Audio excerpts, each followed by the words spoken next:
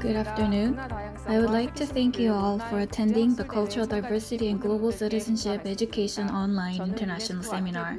My name is Min-jung Kim, and I am from ICHCAP. Today's seminar is being live-streamed on the ICHCAP and Jeonju MBC YouTube channels. Korea-English simultaneous interpretation is being provided. For English, please visit the ICHCAP YouTube channel, and for Korean, please visit the Jeonju MBC original YouTube channel. As we progress with each session, please feel free to comment or ask questions in the chatting box. We will entertain those questions during the Q&A session. I ask for your active participation. We have two sessions prepared today. The first will be on cultural diversity education through cultural heritage, and the second session will be on global citizenship education and primary education. For each session, after the presentation, we will have a Q&A session. Before we kick off, I would like to start with the opening ceremony. First, I would like to invite Mr. Woo Young-kim, the President of JNUE, for welcoming remarks. Good morning, good afternoon, good evening, ladies and gentlemen. I am Woo Young-kim, President of Jeonju National University of Education. It is a great honor for the Institute of Research on Elementary Education and Tasks for Empowering Competency of Citizenship Education of JNUE and ICHCAP to jointly host the 2020 JNUE International Seminar. The seminar is being live-streamed on YouTube, and I would like to welcome everyone from all over the world.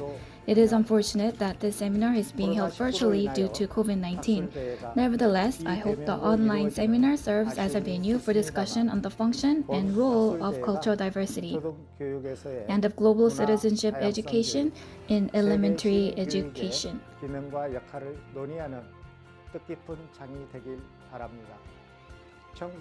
The Jeonju National University of Education was founded in 1923 and will soon meet its centennial anniversary.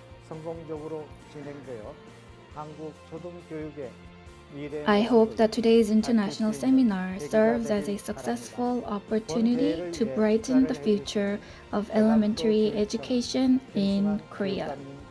I would like to extend my gratitude to Mr. Seung-Hwan, the Governor of Education of Jeollabukdo, for the congratulatory remarks, and Mr. Hyung, Director General of ICHCAP, for the opening remarks. Last but not least, my sincere thanks goes to the moderators and speakers for their efforts to make this seminar a huge success. And I would like to wish you all good health and happiness. Thank you very much. Thank you for the kind words. Next, please welcome Mr. Seung-Hwan Kim, Governor of Education for Jeollabukdo, for congratulatory remarks.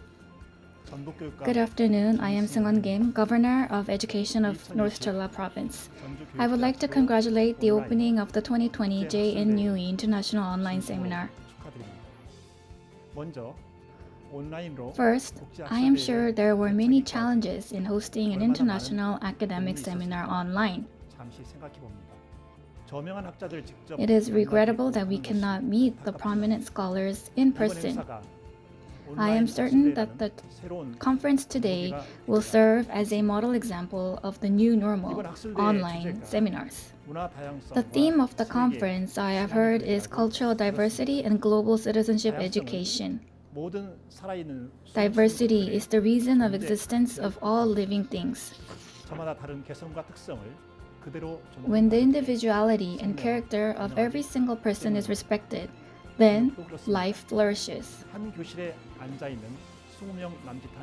The 20 or so students sitting in one classroom are all different. When their difference is respected, then the students will be able to flourish. With their unique mission and life, each child argues diversity. Standardized education can be oppressive and detrimental. It cannot even be said that it is education. It is more of tyranny. Global citizenship begins with diversity. You and I are different, but not discriminated, and being respected for being who we are. This is the first step toward global citizenship. There is still much to be discussed. Rather than precipitating results, I believe we need to look back and make sure that we are headed toward the right direction. And I am sure that today would provide such an opportunity. I hope that the seminar facilitates valuable discussion amongst the many participants. Thank you. Thank you very much. Now I would like to invite Mr. Hyung, Director General of ICHCAP, for opening remarks. Thank you, Minjung. Thank you very much for warm congratulatory remarks from the Dr. Kim Woo-young, President of the Jeonju National University of Education, and then Mr. Kim Seung-Hwan, Superintendent of the Jeollabukdo Education Board. Ladies and gentlemen, good afternoon. My name is Kim Seung-Hwan, Director General of ICHCAP. It's already in December. Our year is coming to an end. It is time to wrap up the year. It is best to do by sharing warmth with our loved ones. However, we all know COVID-19 is raging again with the cold weather. Despite all the pandemic problematic situation, I would like to emphasize how strong we have been helping each other get through this time and contributing to our vital works. I want to express my sincere gratitude to Jeonju National University of Education for hosting this seminar and the presenter for sharing their previous points with us. I believe intangible cultural heritage, cultural diversity, and global citizenship education are closely connected with society where there is a safeguarding effort of intangible cultural heritage. We also see the drive to promote cultural diversity. Without doubt, understanding diversity is a key for global citizenship education, particularly in bringing new ways to understand and approach peace building, inclusivity, and mutual understanding. As essential to say, the United Nations 2030 SDG highlight ensuring inclusive and quality education. This year, ICHCAP and Unesco Bangkok office launched a school project that integrates ICH into education in 6 countries in the Asian Pacific region. Through this project, we had an opportunity to search the linkage between ICH and global citizenship education. Besides, you are able to develop a teaching guideline, conduct a workshop, or using a guideline. Moreover, the 6 countries will implement pilot classes and see how ICH and GCED will be reflected in schools using the approach next year. I hope this project will be one part of the approach to contribute to SDGs achievement, especially in ensuring inclusive and quality education. Today, the seminar will be a great chance to think about the importance of a better grasp of how ICH and cultural diversity bring our students, teachers, and schools closer to quality education, particularly when we make our global citizenship education effort. I hope it's a meaningful time for everyone. Once again, I would like to appreciate all the presenters and those who are attending this seminar through YouTube. Finally, please stay healthy and safe for the day ahead. Thank you very much for your attention. 감사합니다, 총장님. Thank you very much, Director General, for your remarks. With that, let us conclude the opening ceremony and move on to the presentations. The first session is on cultural diversity education through cultural heritage, and our moderator is Professor Hyuk of Department of Education at Jeonju National University of Education. He's currently the president of Institute of Research on Elementary Education of JNUE and chairman of the Korea Elementary Counselor Education Association. Hello everyone. As introduced, I am Hyuk, professor at the Department of Education at JNUE. I am the moderator of Session 1, and the topic of Session 1 is Cultural Diversity Education through Cultural Heritage. We have developed our own culture in our communities, and we have worked together with our community members to create and build this community. And in the process, we of course meet good neighbors, and we build sound relations, and this experience is very rewarding, and we've been able to continue on with these interactions and exchange, particularly through cultural heritage of humanity. For the students of elementary and middle and high schools, we may be able to find a better way to offer quality education to the students.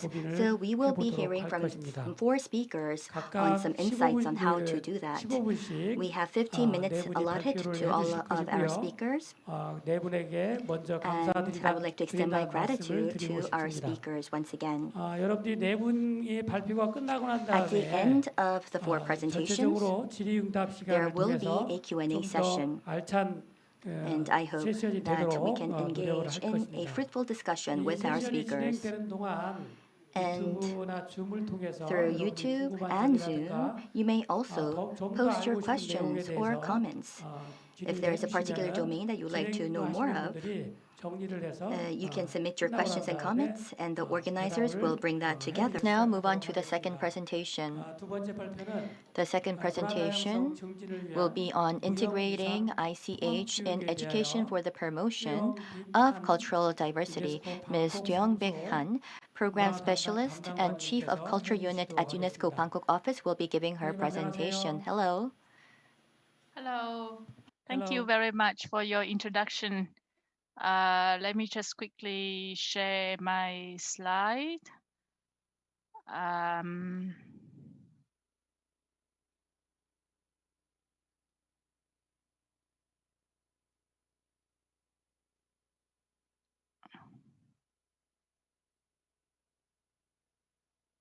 Okay. Is that still? Oh, it's still. Is that the right version? Could you see? Yeah. Okay. Yeah. Yes, we can see the presentation well. Thank you. In the full form, right? Yeah. Thank you. Thank you very much to our colleagues at ICHCAP and Jeonju National University of Education for inviting me to speak at the session today. But first and foremost, before I begin, and I would like to send my warmest congratulations to my Korean colleagues and friends and on the Korean audience for the inscription of Yoon Dang-hae, I apologize, I probably don't pronounce it rightly. Lantern Lighting Festival in the Republic of Korea in the representative list of the Intangible Cultural Heritage of the Humanity. It just happened last night, our Asian time, and I'm sure that everyone is very happy about that, and I'm very happy with you as well. Congratulations. Following the presentation of Professor Han that gives the conceptual framework and the conceptual thinking about the teaching of cultural diversity, in my presentation, I'm going to be a little more practical and with also to promote for this approach of integrating intangible cultural heritage in education. It's not a subject about cultural diversity. It's not really the primary focus of that, but then eventually using this approach could really also help on the students to learn about themselves, to learn about other people surrounding them, including those from different cultures, different ethnic groups, which would hopefully also contribute to flourishing of the cultural diversity. So intangible cultural heritage, just a very quick recap in case that we have some of the audience here who are not coming from the cultural sector and not familiar with UNESCO approach. So intangible cultural heritage, we can also refer to it as a living heritage, or often abbreviated as ICH, are practices, representations, expressions, knowledge, and skills and associated instruments, objects, artifacts, cultural spaces that are identified by communities as part of their cultural heritage. It's being transmitted from generation to generation, and it provides the communities with a sense of identity and continuity. And this is the definition that came out from the 2003 Convention for the Safeguarding of the Intangible Cultural Heritage, which governs all our work in relation to the ICH topics. ICH and education have quite a strong relevance, a strong linkage, as also defined by the 2003 Convention. In the convention, one of the biggest objective of the convention is to safeguard the intangible cultural heritage, to ensure the viability of the ICH in the world. And how we do that? We do it through transmission, among other things. Transmission, particularly through formal and non-formal education. So the relationship between ICH and education are very well acknowledged since the very beginning day of the convention. So integrating ICH in education, what does it really mean? We have a couple of different ways to do it. So normally when you bring ICH in education, you can have an option to teach about ICH. So ICH is a subject of the instruction. So in this, you learn particularly about the origin, about the meaning of ICH, you learn about the practice of ICH. So for example, I'm giving a couple of examples. On the examples and on the information I have here came from the previous projects that UNESCO Bangkok has been doing, and also a recent survey that UNESCO Bangkok together with ICHCAP conducted in Asia Pacific in 2019. So one of the example is, for example, the music education that take place in Uzbekistan. On one of the folk song that of the country. So in the lecture, students would learn about the understanding of the meaning of the lyrics.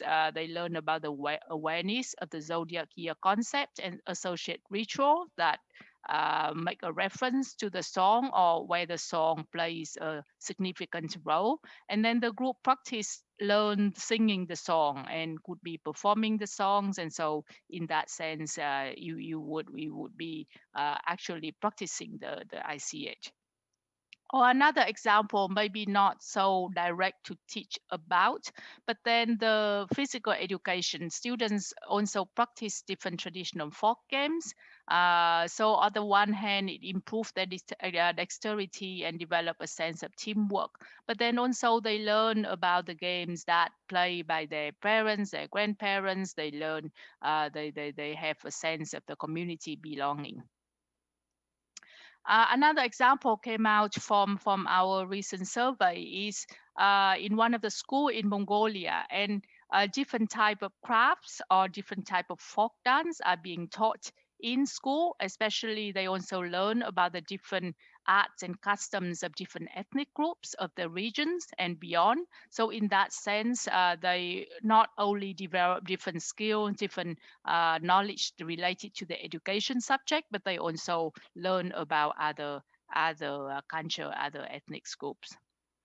The second approach in using ICH in education is teaching with intangible cultural heritage. And in this sense, the ICH becomes a pedagogic tool. So ICH can be used to offer learning opportunities to enrich the teaching and learning process. It can apply to all curriculum and subject. And then often in this sense, you can also learn about heritage at the same time, of course, at the minor, lesser extent than when you teach about ICH. So for example, you might have seen this example before. It's one of my favorite example. Is you learn math, you learn geometry with tribal embroideries. So you learn about different basic geometrical shapes. You improve your vocabulary, and then at the same time you learn about this actual practice that the embroidery that your probably mothers and grandmothers do at home, and then that would hopefully also create your curiosity, and then you also want to learn how to practice the skill yourself. Or in Palau, one of the very small country in the Pacific, where the traditional culture are embedded in many subjects in school. So they would transpose the traditional notion of respect toward community members to learn to respect and security on the road. So this is some of the graphs that came out from our survey recently. So you can see that the teachers, the survey received the responses from 777 teachers and educators across the countries in Asia and the Pacific. And then you can see that they have many ways to teach ICH in school. They can teach during a lessons designated to culture and ICH.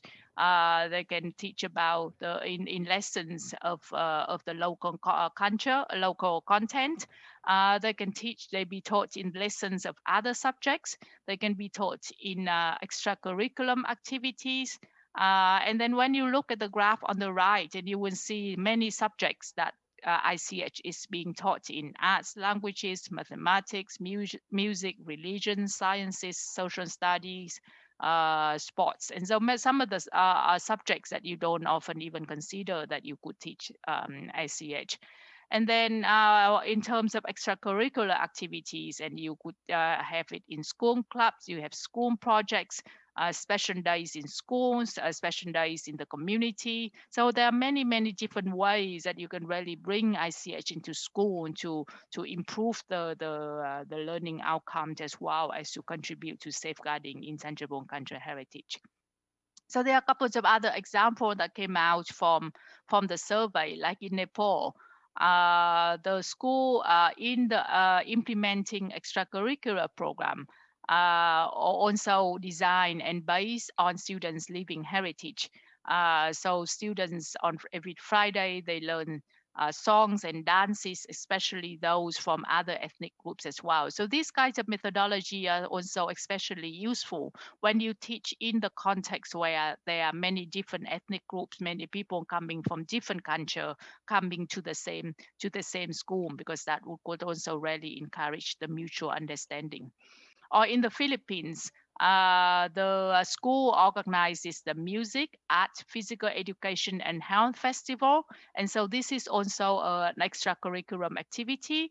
They would prepare dance choreography based on the students' traditional dances, and they take the classes, they take the lessons with other classmates. And so the activity also encourages the students to share their own heritage with their peers, and also to learn about their peers. So why is it important to integrate ICH in schools? So with this, in a nutshell, we hope to introduce new ways to teach and raise awareness about sustainability rooted in community knowledge. And through this process, we hope that we could receive a dual goal to safeguard intangible cultural heritage, and to improve the quality of education and relevance to learner, so that to motivate the students and to make them learn better. So this is coming out from our survey again. You can see that most of the teachers who participated in the survey consider using living heritage for teaching is beneficial, either for teachers, for students or for safeguarding living heritage. So first of all, how it supports quality education. Teaching with ICH really supports the acquisition of the 21st century skills and improve the students' learning, because ICH is everywhere around us. The students can really have to connect to it. They are familiar with it, but and then it helps the teachers to connect theory with real life, and it helps the students to learning to become contextualized and engaging. It's more fun, it's more practical. And then the teaching with ICH often involves active pedagogies, and therefore it also promotes problem-centered learning, student-centered learning, which is something that our education sector is encouraging. It also encourages multidisciplinary approaches and cooperation among teachers. Most ICH elements can relate to many school subjects, and the teachers are encouraged to collaborate with each other to allow students to learn about an element from different perspectives. Teaching with living heritage challenges teachers to develop new innovative approaches, which may require them to diversify their teaching methods and tools and work more closely together. And also through teaching with ICH, and teachers would enhance their creativity. They have to find multiple sources of inspiration, information, and so they can also become more resourceful, and that would be useful for teacher. And teaching with ICH also helps young people to explore their identity, because living heritage really shapes who we are, what we value, how we see and act in the world. And therefore, integrating heritage in education also connects students to their past, to each other, and to the wider world. A lot of that very related to the GCED principles as well. It can strengthen students' sense of identity and belonging. And having a sense of belonging and acceptance at an early age is very important to build self-esteem and to understand the self and one's place in the society, and for building a peaceful world. And then learning with ICH also boosts students' confidence. They can share their own knowledge and experience with their classmates. And so they also help them to work in group, and later help them to become a practitioner. And then also communities are the bearers of knowledge about nature and the universe, and are the essential actors in protecting and sustaining their environment. So through learning with ICH, and the students can learn to explore local sustainable approaches to manage control natural resources. And so that would be also helpful to build a sustainable future for all.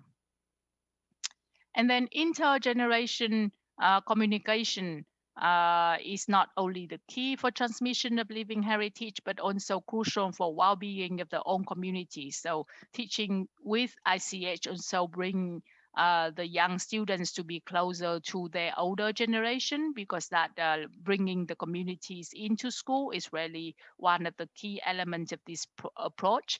And so that would enhance the generation connection. And then one of the big the other important aspect of using ICH in education would be contributing to safeguarding ICH, because once ICH is shown and practiced and used at school, and then the students would be more keen and more curious to learn about them, and then take on having motivation to go back and to start practicing it themselves. So we have done a few different projects. We are now also at the same time, at this moment, this year and next year, we are implementing further push for this approach in 6 countries in Asia and Pacific, together with ICHCAP and APSEU. And we have begun to get some of the lessons that are coming out of this process. We have seen that there are testimonies that children enjoy connecting school with their local practices, knowledge systems and environment. The students learn better when they are actively engaged. And the knowledge and teaching can also be shared by parents and community members. So that is really to bring the communities and the schools closer together to create a holistic and enabling environment for students to learn. And then it is student can learn the regular curriculum with this approach. They don't really need to do all these extra classes to learn about their heritage, because now they spend more time in schools than at home and in the community. And they offer new ways to bring different education and culture agenda into practice. Like previously, we have our pilot was to connect ICH education and ESD, education for sustainable development. And for this current project, we are exploring the linkage between ICH education and GCED global citizenship education. And Asia Pacific is really a very vast region with an incredible diversity, a wealth of ICH expressions, knowledge, and skills. So every community has its own ICH. So we really hope that through this process, the different communities in Asia Pacific will learn more about one another, and that would be useful to build a peaceful world. And the last thing to note is that this is not a one-size-fits-all approach, is why we are creating a common framework, but it is really the main purpose is to inspire teachers across the Asia-Pacific region to create lessons that are locally relevant and motivate the students. So there's a lot of room to be creative and to use what you see in your backyard to really bring into the lessons. So that is the end of my presentation. Thank you again for your attention, and if there's any question, I can take it at the panel discussion at the end. Thank you. Yes, Ms. Bich Hang, thank you very much for your presentation. Ms. Bich Hang has given us multiple examples of how intangible cultural heritage can be integrated into education. And also, she mentioned that ICH can have great meaning in enhancing the learning outcome of students. Thank you very much. Let us move on to the next presentation. Now we will have the third presentation of the day. It will be on education for cultural diversity in museums. The presenter will be from Ms. Eun-mi Lee, who is from the National Museum of Korea, and she's a curator for children's exhibition there. And many children and teenagers visit the museum, so they have developed many programs that can entertain and be helpful to that age group. So Ms. Lee, how are you today? Thank you for accepting the presentation today. Good afternoon. My name is Eun-min Lee. And thank you for the kind presentation and nice to meet everyone. I would like to share my presentation first.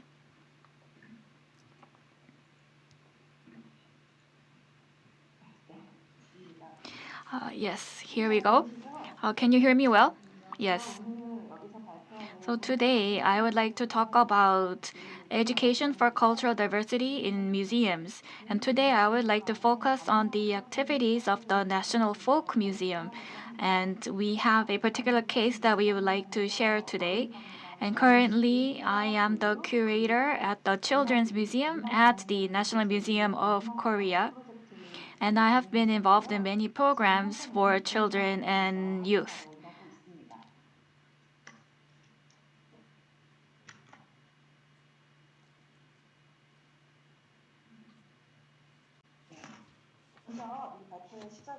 So I would like to begin today by defining museums first. So when we think about museums, what comes up in your mind? So it holds and exhibits old and valuable artifacts. And that is true. But I would like to look at it from a different perspective. We are trying to make a more inclusive or broad definition these days. And if we look at some of the commonly used definition, there is the International Council of Museum, ICOM, that is under the UNESCO, and they define museum as follows. They say that museums contribute to society and the development of society. As a non-profit permanent organization, it is open to the public, and it collects, preserves, researches, exchanges, and displays tangible and intangible evidence of humans and human environment for education, research, and entertainment. So the scope of museum is to include the tangible and intangible evidence of humans and human environment. So that is quite a broad definition. And it also says that the museums need to contribute to society and social development. So it also includes some aspects of the contributions of museums to society. So with the social changes in rapidly changing society these days, the role of museums need to widen, and also the definition of museums need to change. And so ICOM is developing and coming up with new definitions and also discussing on this topic. And if we look at the new definition, you can see it in English here. Museums are democratizing, inclusive, and polyphonic spaces. So it is a critical dialogue about the past and future. So it is quite a practical definition. When it says inclusive and polyphonic, it means that it needs to include all of the contents of everyone, and also means that it needs to harmonize the diverse voices of society. So I think that this emphasizes the social role of museums. And the museums are also trying to adapt to this changing definition of museums in modern society. So I think the focus is on cultural democracy and participatory museum and inclusive museums. And that museums are not about social exclusion, but is actually focusing on inclusion of diverse visitors, increasing the accessibility of museums to various social members, providing cultural experience, ultimately to deliver inclusive value. And in this respect, if the museum was the hall of national culture in the past, I think it is on the process of changing to the hall of cultural diversity education. So the National Folk Museum and the National Museum of Korea as well are trying to focus on this changing definition of museums. So from now on, I would like to focus on some cases or programs that were implemented by the museum. So in 1994 up to around 2009, the National Folk Museum was focused on educating foreigners on Korean culture. So we were introducing the Korean traditions such as Taekyeon, a traditional martial art, and on the right image you see some of the rituals that were commonly seen in Korean families. But around 2010, Korean society was transforming from homogeneous to heterogeneous society, and so there was a need to raise awareness on cultural diversity. And in this context, we thought about the role of museums in a multicultural society, and we felt that the museums should take lead on educating people on cultural diversity. So we decided to change the direction of the museum.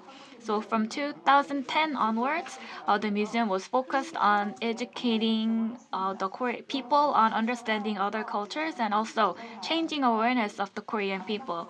And as a program to this end, we had a discovery box. So because we are a national museum, we wanted to play the role of addressing social conflict through cultural policy in a multicultural era. Another objective was to increase understanding of cultural diversity of children who were living in the multicultural area. And also, we wanted to take advantage of the characteristics of a museum. So we wanted to use the real material artifacts and also develop five-sense experiential material to create authentic multicultural experiences for visitors. So at the time, the catchphrase of the Cultural Discovery Box program was open the box and you open the world. So open up a diverse world, cultivate multicultural sensibility, include various experiential materials, a fun box for children. So this was kind of the summary of the program. And we wanted to go beyond addressing conflicts in multicultural society, but also focus on contribute to social inclusion and have cultural diversity in a multicultural society and become a social development driver. So there were some countries that were not very familiar to Korea, but there was a need to become closer to. And so these are some of the countries, for example, where we will see increasing number of women coming into Korea for migrant marriages. And since 2010 up to 2018, you can see the different countries that we explored, and we had around one country every year. So in 2010, it was Mongolia. So we had the cultural discovery box for Mongolia. And we looked at the different types of products, audio, visual material as well, clothing. This is the Vietnam discovery box. And then 2011, it was Philippines. And then if you open the box, you open the world. So like that catchphrase, like that motto, you can see how the children were enjoying the box, the geography, the markets, the lifestyles, the food, the clothing, the housing, festivals were all included in this box. And then in 2012, it was the Korean Cultural Discovery Box. 2013, Uzbekistan, and then Indonesia, China, Japan, India, Thailand. So we had a chance to develop the different boxes to explore these different cultures. There were real materials, so there was clothing, food, children products, toys, instruments, books. We also had visual material, educational material, and experiential material as well. We invited the experts from outside of the museum to design and develop these boxes. The images are from when we were developing the Philippine box. We worked closely with the Filipino community and Philippine cultural experts. So when we were discussing with them, we met about every 2 weeks to discuss on what do we want to include in the box for the children here in Korea. And we also went to business trips to purchase some of the products that we need. We had very strong support from the Philippine government so that we can go and shoot videos. We work together with the Filipino community in Korea as well. And this box, of course, we have it in the museum, but it can travel nationwide to the libraries, the multicultural centers, and to the museums, schools. So we would rent these boxes. So there's a small box and a large box. So the small box, the rental period was up to 2 weeks upon request. The larger boxes was for more long-term, 6-month rental period. So up to 2018, we have some of the statistics. So the boxes traveled around 1,033 organizations, and around 550 visitors had a chance to experience these boxes. And so we are using courier service to deliver the boxes. You can see it in the schools, in the museums, in the regional multicultural centers, at festivals, at programs. It was used for different purposes, for education, for festivals, for exhibitions, and various others. And this is a chart of the different regions. It was used in Seoul and metropolitan area, but you can see that other regions were actively using this. In terms of the different types of institutions, it was mostly used in schools, museums, libraries, and also public organizations, from kindergarten students to teachers. So it was widely, actively used. So now we have about 8 years of experience developing and distributing the cultural discovery box. And then we wanted to do something more. We wanted to put up an exhibition based on the success of the boxes at the museum, and we came up with the exhibition theme, Delicious Asian Rice and Bread and Noodles. So we wanted to, convey cultural diversity, but we wanted to be a little bit more specific in the cultural education. And so these are some of the images for the exhibition. And so we had a small corner where it said introduce your family dinner table. And so there was some foods being cooked by the mothers that would be typical to their cultures. So the characteristic of the cultural discovery box is that it was based on a multicultural approach.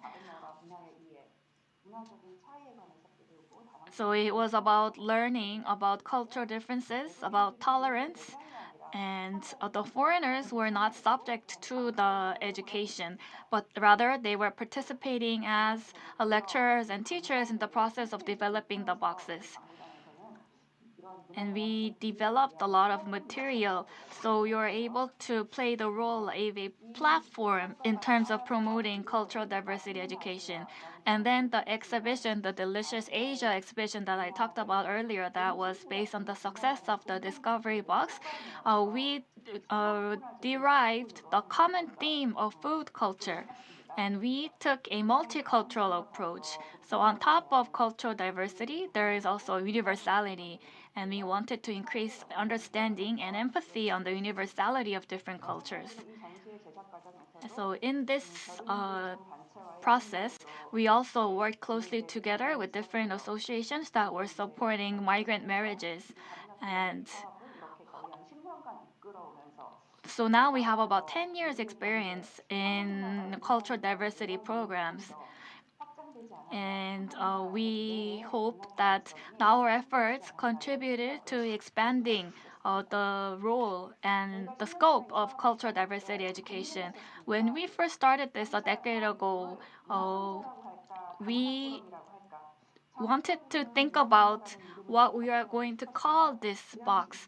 In the long term, we wanted to use the cultural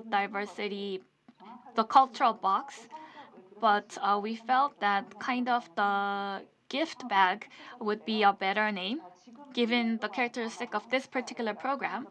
But during the past 10 years, I think Korea society was able to change and evolve in terms of cultural diversity. And when in the exhibition, I talked about let me introduce our dinner table. I would like to introduce the food of my mother's culture. And so while we were developing these programs, we used introducing the food of our mother culture. So we first came up with the concept of our mother's culture, but actually that mother's culture is our culture. So I think maybe we can think about changing the name, or we can be more careful about changing the name in the future, because the name can mean a lot to the people who are visiting to those exhibitions, as it can have many implications. Multicultural education, I think we need to focus on kind of non-formal education that encourages the voluntary participation of the learner, and also focus on exploration, experiential activities, cooperative activities that can really bring about the authentic experience for the learners. So it's not only about knowledge acquisition, but it also includes establishing cultural identities, changing the attitudes and values of the learners, and thereby creating an open heart and open mindset without any bias or stereotypes. So when they visit the museum, we would divide them into small groups so that they can touch and explore the different items. They would talk about what this particular item would be for, using their imagination. So I would like to ask you to please keep your time. So this is the New Year's. We were comparing Korean and Vietnamese New Year's. During the summer vacation, there were some folklore games that were played by children at the museum. And then there was the cultural diplomats. So the children were creating YouTube videos introducing Korean culture to peers abroad. So all of the materials and all of the boxes that we lent are available on our website. So you can check out our website if you're interested. So meeting other cultures is an opportunity to look back at our own culture and have better understanding of it. And cultural diversity enriches the cultural assets of a society and teaches people to live together, thereby maturing the society. So I believe that these would be the achievements of the cultural box, discovery box. There would be some limitations that we are facing as the program has been around for 10 years now. And so now we are trying to set a new direction of where the program should head in the future and to make sure that it can continue to evolve. And I am really looking forward to all of the presentations today. I'm sure that will help us make better programs in the future. So thank you, Ms. Lee, for the presentation.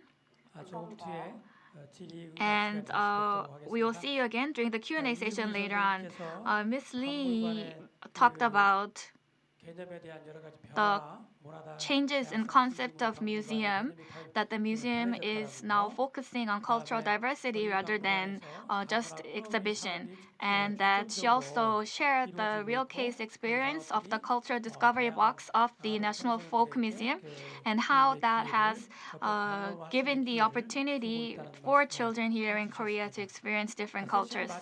The last presentation now we have.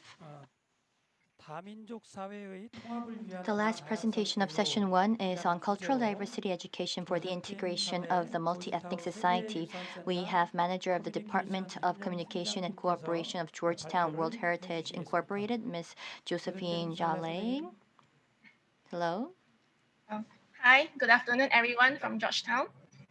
Okay, I'll be sharing my screen right now. Yes, you have 15 minutes. Thank you. Okay, thank you.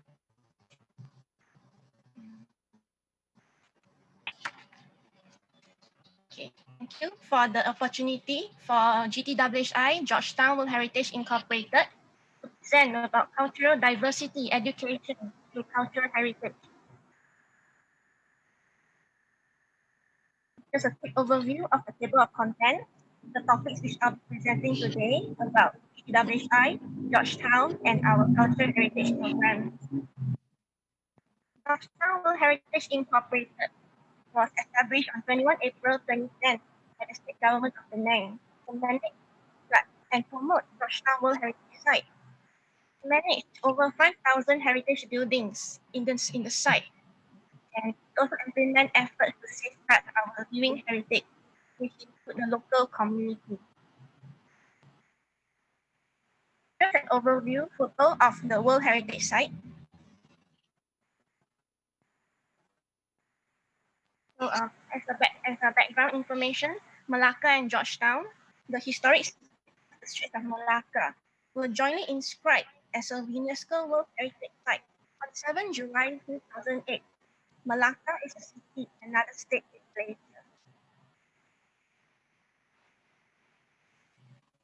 The property of Georgetown meets 3 cultural criteria for outstanding universal value, and they are: the first criterion is criterion 2. Georgetown represents exceptional examples of multicultural trading towns in East and Southeast Asia. The next criterion is criterion 3, which is that Georgetown is a living testimony to the multicultural heritage and tradition of Asia and European colonial influences. Criterion 4, which we fulfill, is that Georgetown reflects a mixture of influences which have created a unique architecture, culture, and concept. So I'm showing you here a photo of a site excursion which was conducted during Georgetown Heritage Celebrations in 2018 at the Lobo Aceh Malay Mosque in Georgetown. This is a brief overview about the multi-ethnic society in Malaysia. The multi-ethnic society in Malaysia consists of people of different races and traditions. The ethnic groups include Malays, Chinese, Indian, Iban, Kadazan, Orang Asli, or the natives, Punjabi, Arabs, Chinese, Eurasians, and many more. All ethnic groups maintain their cultural traditions, resulting in a culturally diverse community. We should take note that Malaysia is multi-ethnic, multicultural, and multilingual. Because we speak languages such as Malay, Mandarin, Tamil, English, and dialects such as Hokkien, Hakka, Cantonese, Teochew, Hainanese, Telugu, Punjabi, and many more. So at the same time, we enjoy and we celebrate each other's festivals throughout the whole year. This in turn promotes respect and appreciation of our shared cultural heritage. And also it promotes understanding of each other's culture and traditions. Therefore, we also believe that it is important for students to interact with one another and learn from each other about other people's ethnicity, religion, culture.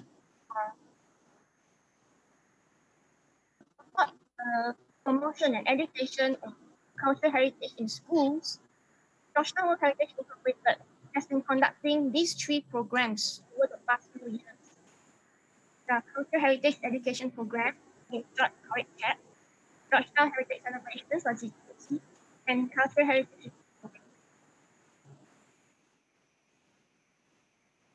The Cultural Heritage Education Program was initiated in 2016. It was developed for young people to participate in experiential learning focusing on sustainable heritage. It educates and encourages students aged 10 to 17 to connect with the culture and environment in the school and also outside the classroom. We believe that this program by GCED is the only heritage education program in Malaysia for students. There are mainly 2 types of programs under this initiative, which are school-based and place-based. For school-based, they are conducted in the school, whereas place-based is hands-on learning for students to experience the multiculturalism of Georgetown. So through this kind of program, we encourage positive interaction and communication among student participants from different ethnicities and backgrounds. As you see here are some photos of primary school students engaging in Wawa Warisan activities at a time when such activities could still be conducted before the movement control order in Malaysia. The activities would include heritage exploration trails, Wawa Warisan, which includes traditional games for the students to engage in. And the feedback that we received from teachers that the program has strengthened the young person's appreciation of their local cultural heritage and place and cultural identity. It incorporates a fun learning approach.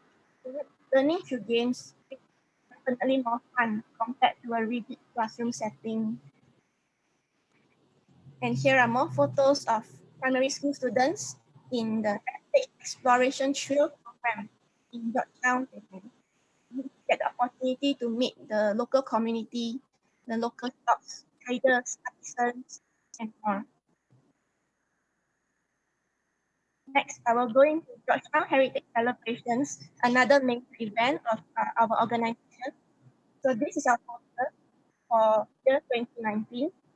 This celebration was held for 3 days, from 6 to 8 July 2019. Activities included the street festival, located in the World Heritage Site, and site excursions to places of worship and cultural institutions. So, Georgetown Heritage Celebration, we call it a celebration by the community for the community, with a different theme each year. The themes that we have conducted are such as food, game, languages, and last year, the theme was rituals and festive events. aim to celebrate and safeguard our living heritage with the backdrop of the heritage landscape. And this is where multi-ethnic community groups participate together in the celebrations every year to promote and share their way of life. For example, the ceremonies, the festive events, rituals, and more. It is also an opportunity for families and children to interact with the local community and indulge first in their traditions and cultural heritage. And in order to get the word out for bigger publicity, we have the programs documented in print. For example, as you see on the slide here, in 4 languages. The booklet is in 4 languages, and it's available for download on the GCED website. And we also document the programs, content of the programs on videos, which can be watched by the public on our YouTube channel. The reason why we print the brochure in 4 languages, for example, the 4 languages are English, Malay, Chinese, and Tamil, in order for the content to be more accessible to the multilingual community. Here over the years, we've had promotional brochures with different designs to promote the Georgetown Heritage celebrations. So you can see from 2008 to 2013 on this slide. And on this slide, you can see from the posters from 2014 to 2018. I would like to share with you the statistics for Georgetown Heritage Celebrations 2019, which involved 400 volunteers, attracting 18,000 visitors throughout the 3-day celebration after 7 months of preparation. It also included the participation of 40 program partners. They are the local community groups, and 60 staff, which are the GTWI full-time and part-time staff.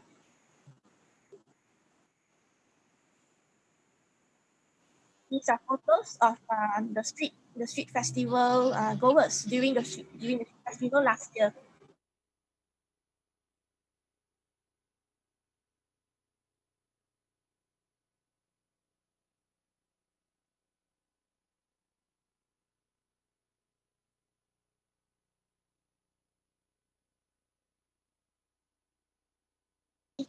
In our programs, it's a chance for them to get away from their handphones and their digital screens as well.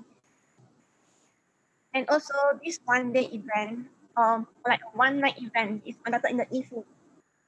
Families and their children, they have the opportunity to talk to someone else who is of a different race or a different ethnicity, other languages, which are different from theirs.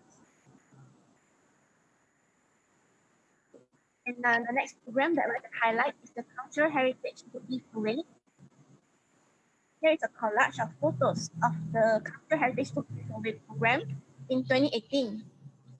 These are the links that to receive our cultural heritage publications for free. Photos are from this year, 2020. These photos were sent to us by the schools after we have mailed the books out to them via postage free. This is because they are not able to come to our office to collect the book themselves due to our Malaysia's movement control order. So when they can't come to us, we mail the books out to them. Cultural Heritage Book Parade initiative was first started in 2018, and the second initiative is now completely. It's open to primary and secondary school, colleges, and universities. The aim of educating students of cultural heritage to do appreciation among the younger generation towards our traditions, heritage, and also to promote the importance of our safeguarding efforts. Another point that I'd like to make here is that the giveaway program of publications is also to raise awareness on Penang diverse and multicultural communication practices and practice events. So not only will the students be able to use the books, the teachers can also refer to them as a source of their reference and teaching materials. And they teach their students on heritage and Penang. Here are the posters that we have designed in 3 languages, English, Malay, and Chinese. Because the program has received such positive response from educational institutions nationwide, we have received a reception from 100 to 250 schools for 2020 and 2021. In 2018, when we visited the schools to present the books to them, the teachers and the students were both very happy to receive the books. One reason is because some of them, they don't have proper collection of cultural heritage books in their library. So they really appreciate the books that we have been giving to them for free. And also, for schools that are located in the rural areas, which are a distance away from cities and towns, the students have less opportunity to attend cultural events or programs. So through our visits and through our books, they get to learn a bit more about our state's cultural heritage. So here's the front cover that we are giving away. 6 books right now in one set.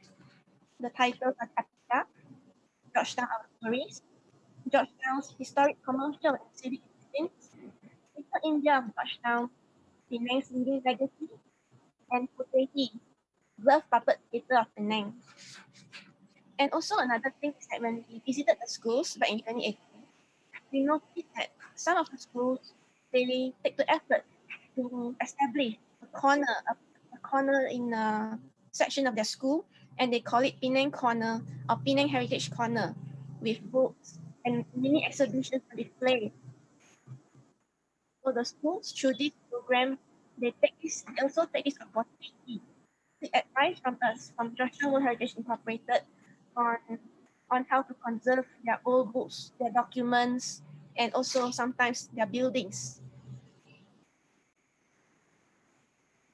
Another overview photo of our books. In 2018, we gave away 73 sets of books. And this year, as of 10 December 2020, our office has approved 108 applications. And interestingly, majority of the applicants for our book giveaway are from primary schools.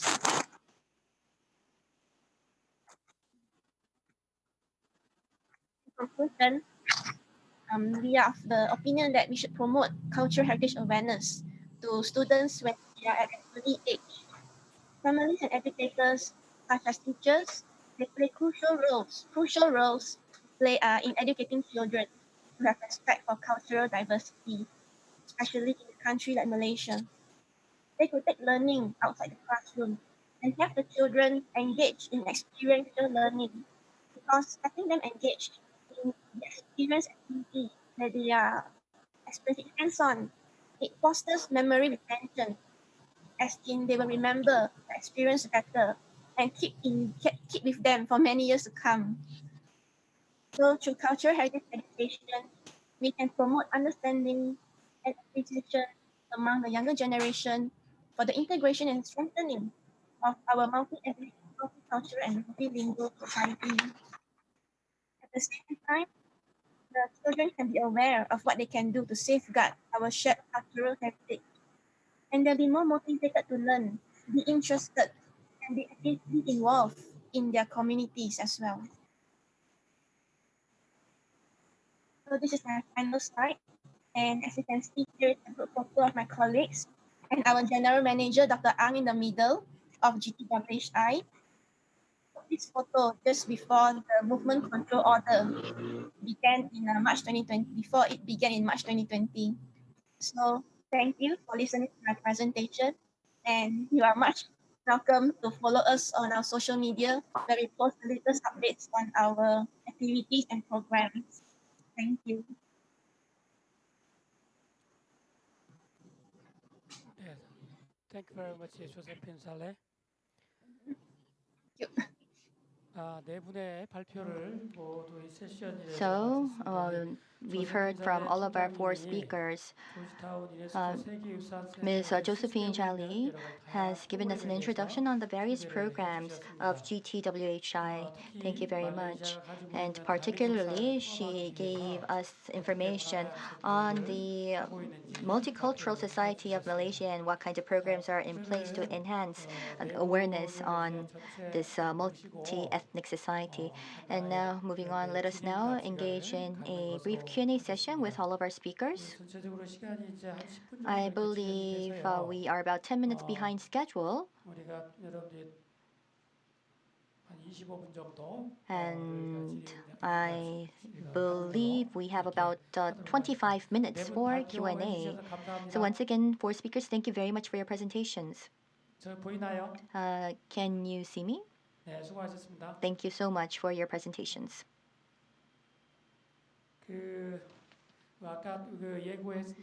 And as we have mentioned in the beginning, we are connected via Zoom and YouTube. And we also have been receiving questions from our YouTube and online participants. And we do have a question here. And this question is for Ms. Duong from Unesco Bangkok office. And let me just read the question verbatim. ICH was something that was accumulated by humanity, and I believe that it carries value in itself. But the future, we can see that it's possible to also see new cultures spring up in the process as time goes by. So the reason why I say this is because we have AI robots. We may be seeing completely different forms of culture that may not be something from humanity. So in the process of focusing on ICH and its impact on education, what kind of value will ICH carry in this fourth industrial revolution? How should it be reassessed and reevaluated in this very new world of the fourth industrial revolution? So that was the question for Ms. Hanh. Thank you for the question. Yes, I mean we see in we are living in an incredibly fast changing world. And then we see all this new so-called culture coming up. In the perspective of in the definition of UNESCO, ICH has a pretty specific definition. It has to be lived within a community. It is practiced by a community, and that is something that being transmitted from one generation to the next. So of course, I mean, the ICH now facing a lot of risks of being disappear because of all these new emerging interest in technology, on this new living context where people leave their village and go to the cities and don't grow up. So and don't spend as much time in the community with their families. So safeguarding intangible and cultural heritage remains a very important factor.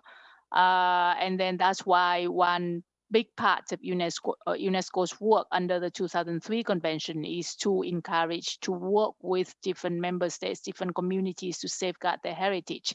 But then we also acknowledge the fact, the convention does acknowledge the facts that the ICH, it only continues to live on when it has a meaning in the community.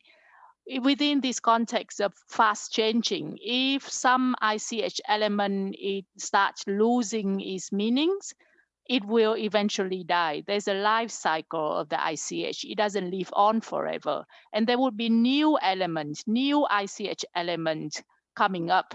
And maybe, I don't know, I'm just making it up.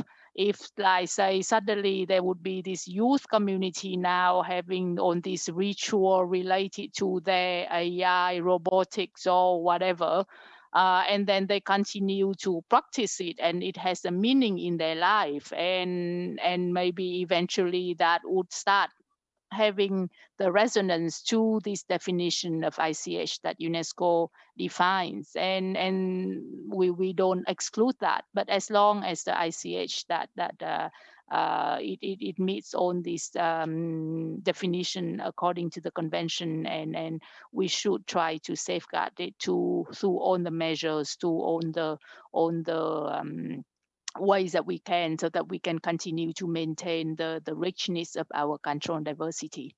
I hope that answers your question.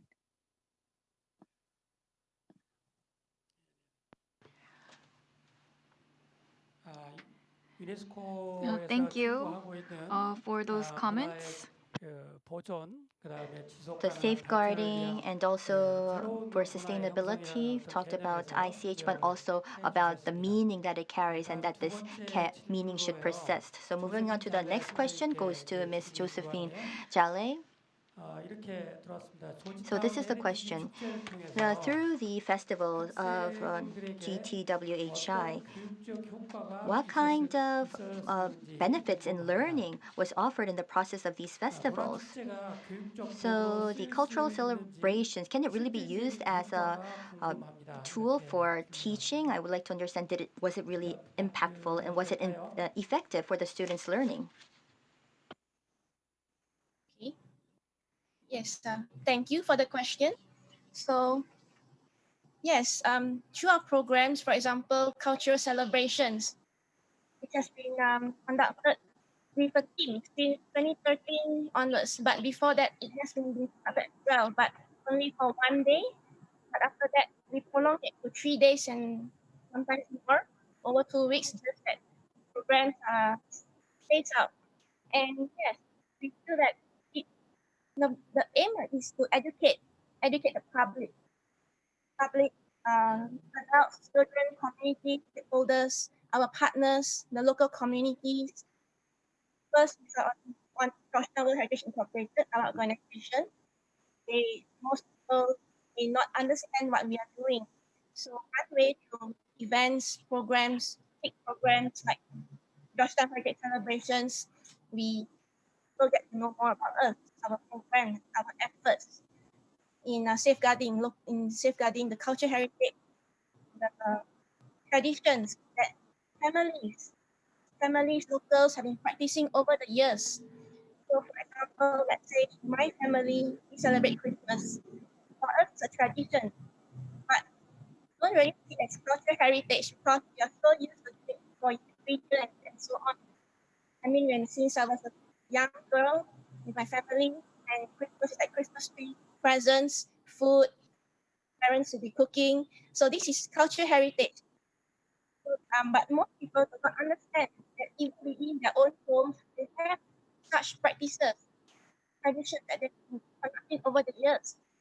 And our cultural celebrations, the cultural heritage celebrations, we make cultural heritage simplified in a layman's term, in which everyone will be able to understand where they come from, what they're doing right now, to safeguard the tradition and heritage, and what they can do to bring it forward, to carry it forward, so that and to ensure that their children as well would be practicing it as they grow up, from when they are young until they're teenagers, and then even when they get married and all. So that's this is how we try to do our programs, and especially for the national heritage celebrations. And, yeah. So now even with the current situation, we are thinking of how we can still continue our aim, our mission, promoting raising awareness and educating the public on cultural heritage. Thank you.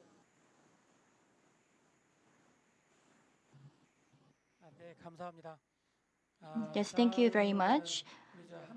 Another question for Professor Han. So at the Korean education sites, cultural diversity education, how much does it take up? So we would like to see the contribution of cultural diversity in Korean education overall. And we have YouTube and Zoom and we are live streaming right now. And prospective teachers are watching this seminar today. And so they will be going to the classrooms teaching these type of topics later on. And I think that is why this question came up. So thank you for the question. Cultural diversity education, that vocabulary itself, I think is quite new. And so at these classrooms, I'm not sure if the teachers at the classrooms are familiar with it, but during the past 10 years, one of the main agenda, and during the past years when global educational agendas were introduced into Korea, cultural diversity was one of them, and there were many efforts and attempts to do this. So sustainable development education, cultural diversity education. So there were these type of official educational agendas that were adopted to be in line with global trends. And global citizenship education as well has been also quite frequently conveyed to the teachers at the classrooms. But when we say cultural diversity, so the many different programs and educations, the new attempts that happened during the past 10 years, and some of the aspects overlap with cultural diversity education. So what I'm trying to say is that even maybe we did not use the word cultural diversity, but if you look at the content, actually the teachers have been teaching aspects of cultural diversity to their students. So then why is the name changing? Why are new agendas coming in? There may be some questions on this. What is important is that we need to read the context of the time. And when we try to cultivate and foster the talent of the future, the skills that may be required of them may change as time passes. And how to better and more effectively foster those skills in students may change and evolve as time passes as well. So maybe what is being practiced currently as cultural diversity education may be limited. So the Ministry of Culture, Sports and Tourism have designated some pilot schools on cultural diversity education, and they have been consulting them around 1 year, and there have been some visible achievements there. But the content and the issues regarding cultural diversity, I believe we are facing some of them, but we need to expand them in the future. There has been various, extensive efforts in cultural diversity education, also global citizenship education. So the domain of cultural diversity has been an important agenda for some time now. So we need to continue that. But from the students' perspective, when we talk about cultural diversity, we need to make sure that they don't think that it is someone else's stories. Or we need to make sure that they don't view this in a paternalistic way, that they are um, accepting the culture of others, is that we need to make sure that they think of culture as equal cultures, and that different cultures can be introduced into our culture to evolve new cultures, and that it can all enrich our society and overall culture. So the teachers in classrooms, when there is a new teaching agenda or when the changes are made in agenda, not to be too stressed, but try to understand the overall trend or the background, why these names are changing, and focus on what is most important. I have the next question right ready for me, and I think that is next. I will go to Ms. Jung Bik-han. There's a question for Ms. Han. Currently, at the Education for Jeollabukdo, they have a education program on community. They have small schools, and what happens is the local teachers put together this program for themselves for these very small schools. So I'd like to understand, in Asia, is there an example of ICH education in these very small villages or very small schools, or do you have any brochures or any information or any internet sites that we can refer to so that we can better our knowledge to make a better program? Yeah, we haven't in all our pilots previously. We haven't really worked with a very small school per se, but I understand that the approach that we have could be applicable whether it is a small school or whether it is a large school. And even in the small school, I think it would even be easier to work because the is a much more intimate connection among the students and between the students and teachers. So I invite you. So the current set of guidelines that we are doing under this project are only in the process of finalizing. But then if you look up at our UNESCO Bangkok website, there is a guide called Living with Intangible Cultural Heritage for a Sustainable Future.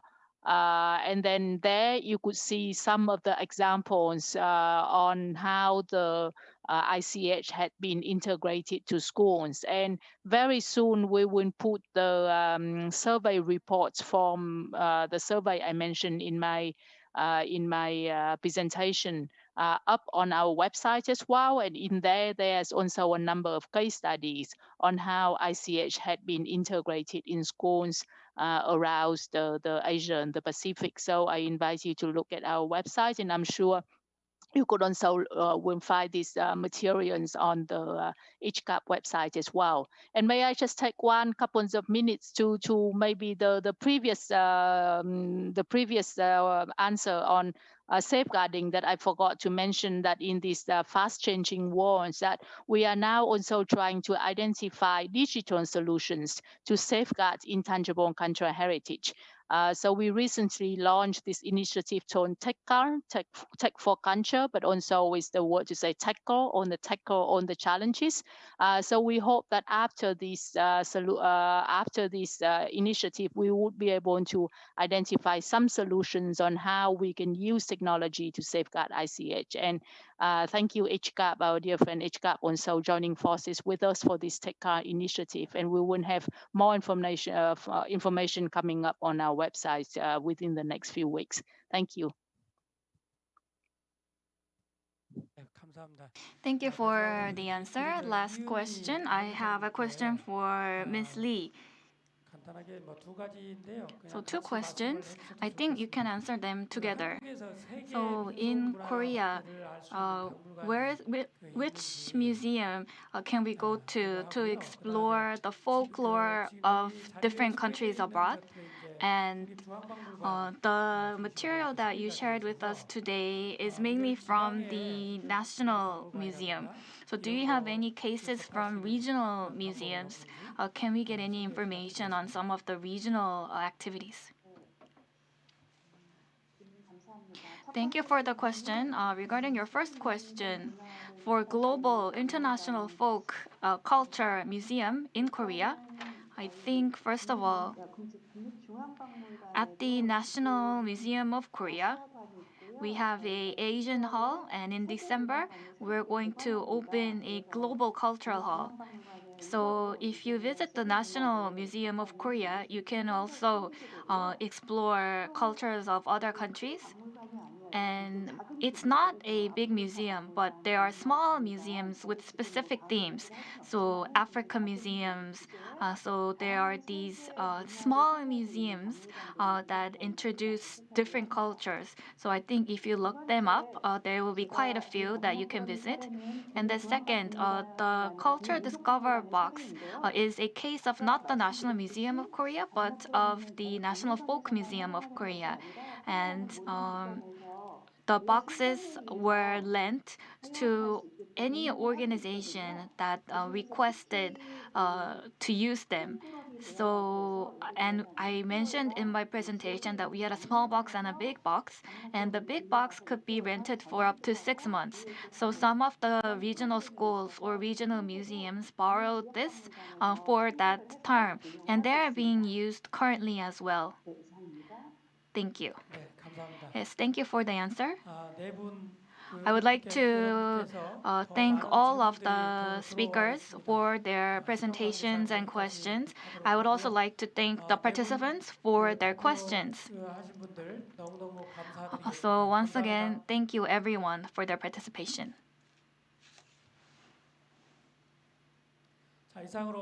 So this will conclude the first session of today, Cultural Diversity Education through Cultural Heritage. Thank you everyone for your attention and time. Thank you for all of the presentations today, and I also like to thank the moderator, Professor Hyuk as well. So now I would like to introduce the moderator of the second session, Professor Kyung-Han Lee. And Professor Kyung-Han Lee is the professor at Jeonju National University of Education, also president of the Geographic Education of Korea.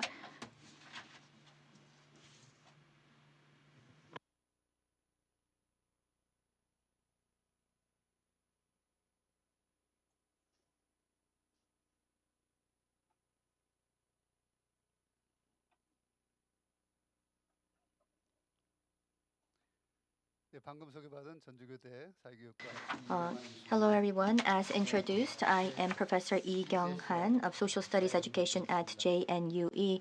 I am the moderator for session 2. We have 4 presentations for session 2, and the topic of session 2 is Global Citizenship Education in Primary Education. Our speakers have 15 minutes each for the presentation. We do have a set time, so I would like to ask you to kindly keep to the time. Our first speaker, let me now introduce you to our first speaker. He is the 4th and 5th Director General of APCU, Mr. Utak Chung.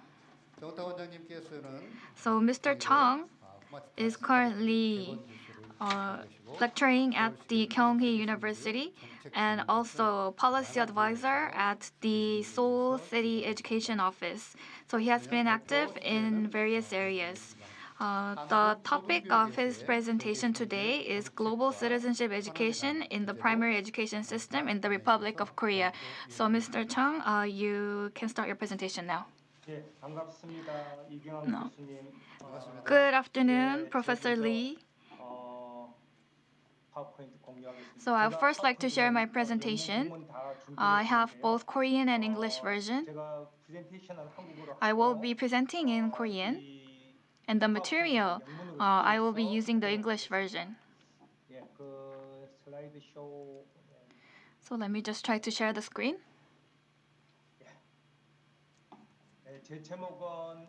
My title is Global Citizenship Education, and as to this topic, as regards to the status of primary education in Korea, I believe that actually Professor Lee would be a better expert on this topic, but I would just like to share what I have prepared for you today. So, as mentioned by Professor Lee, I was the 4th and 5th Director General of APCU. Currently, I lecture at Kyunghee University and also at the Seoul National University of Education and at Seoul National University as well. And my main areas of teaching is global citizenship education. I'm currently policy advisor for global citizenship education to the Seoul Metropolitan Office of Education. Today, I would like to focus on the definition. What is global citizenship education? And then the global citizenship education and primary education level in Korea. And then I will conclude my presentation. So what is global citizenship education? So you may think of it as quite difficult or complex topic, but it is quite simple. We live in a global village today, and having a sense of belonging, that we are part of the same humanity. So that is one aspect. And another aspect is universal values. So in the past, we did not think too much of universal values. But these days, we learn and teach and internalize universal values. So I think these are the largely two main pillars of global citizenship education. So universal values would, one example would be, of course, human rights, human dignity, the respect for fellow human beings. And the second one, what was just discussed today, cultural diversity. Culture is different, language is different, many things are different, but that does not mean that you should be discriminated. And then peace, and then environment and sustainable development. These would be the universal values taught in global citizenship education. At the UNESCO Paris head office, there are some learning domains or learning capacities defined for GCED. So we have the cognitive level. So this is about awareness and understanding knowledge-wise. And then we have the social emotional competency. And then lastly, we now know and we feel, so now we need to act. So that is the behavioral domain. So I tried to put all of these themes together. So in education, I think we need an integrated approach rather than a fragmented approach. So we need to discuss and learn from each other. And I think it is also important to have critical thinking as well. So I think these would be some of the main skills required in global citizenship education. And global citizenship education can be reflected in all of these different topics.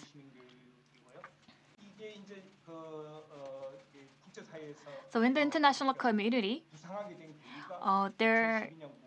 this concept started to emerge in September 2012. He mentioned that it is time to foster global citizens. And the UN and the UNESCO started to actively promote and accept this concept. So I have on this slide to discuss what happened after the Secretary General Ban mentioned this at the UN. So within 3 years since it was first announced in 2012, it became a global agenda. So 1 year in 2013, the AFCU in Korea held a technical consultation on GCED, and then the GCED became official vocabulary at the first UNESCO forum in 2013, and it became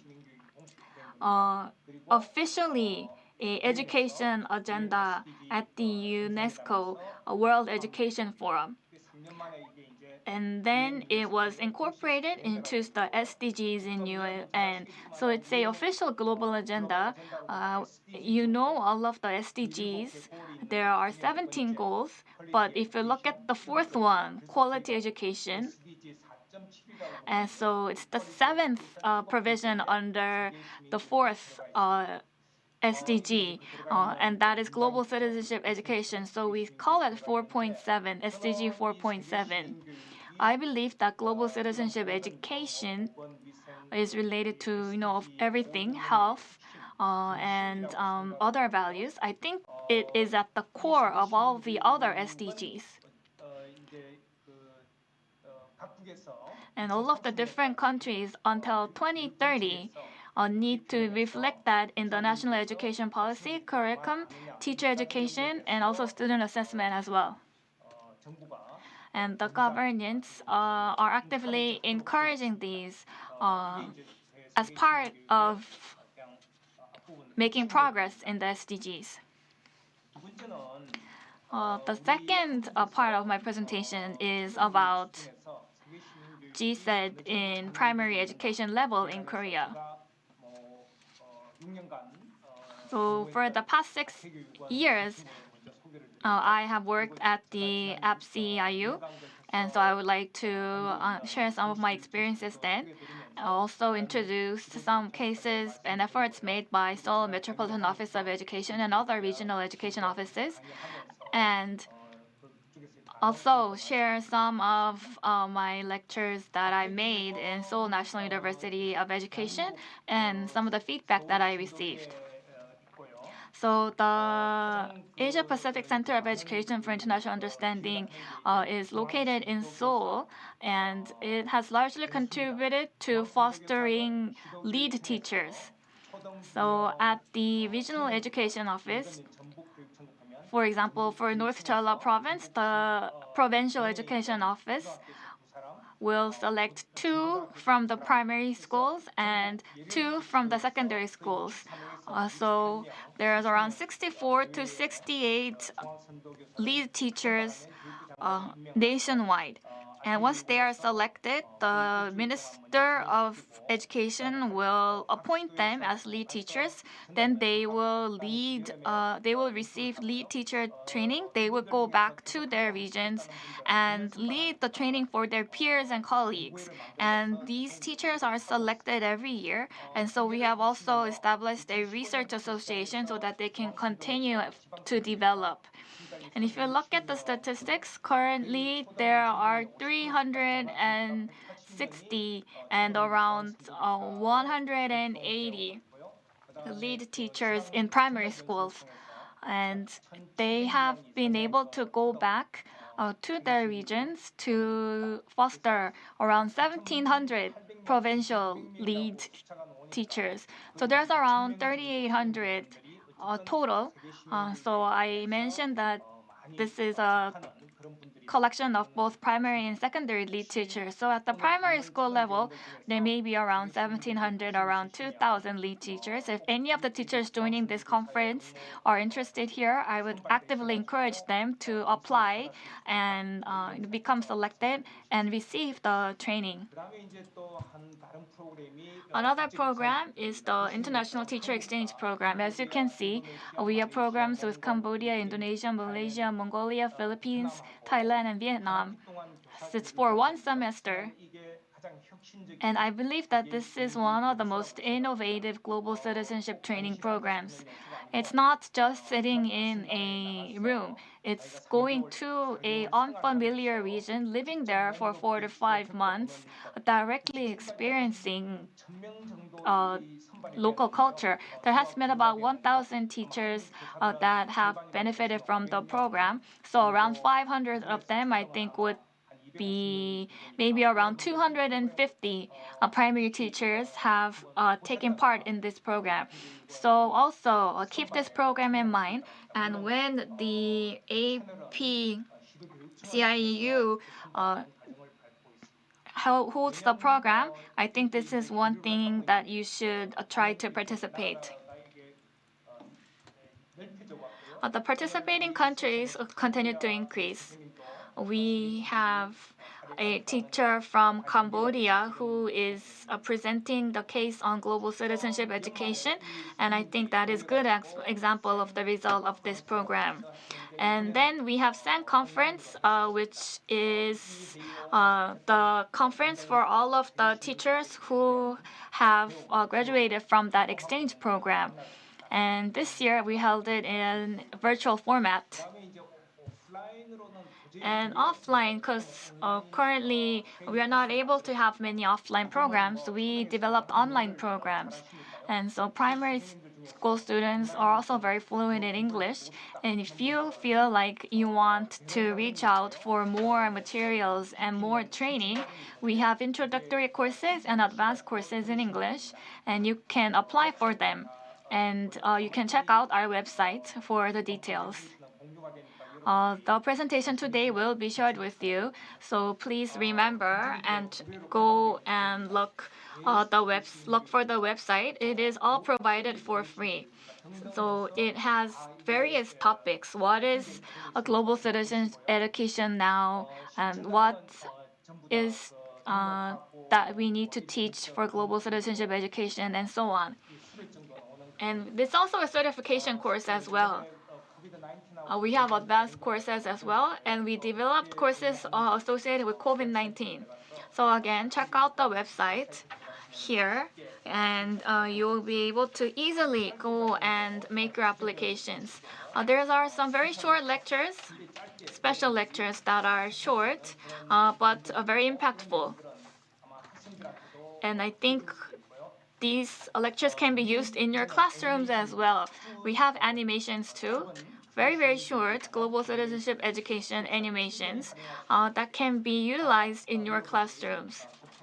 And you all can have access to these videos.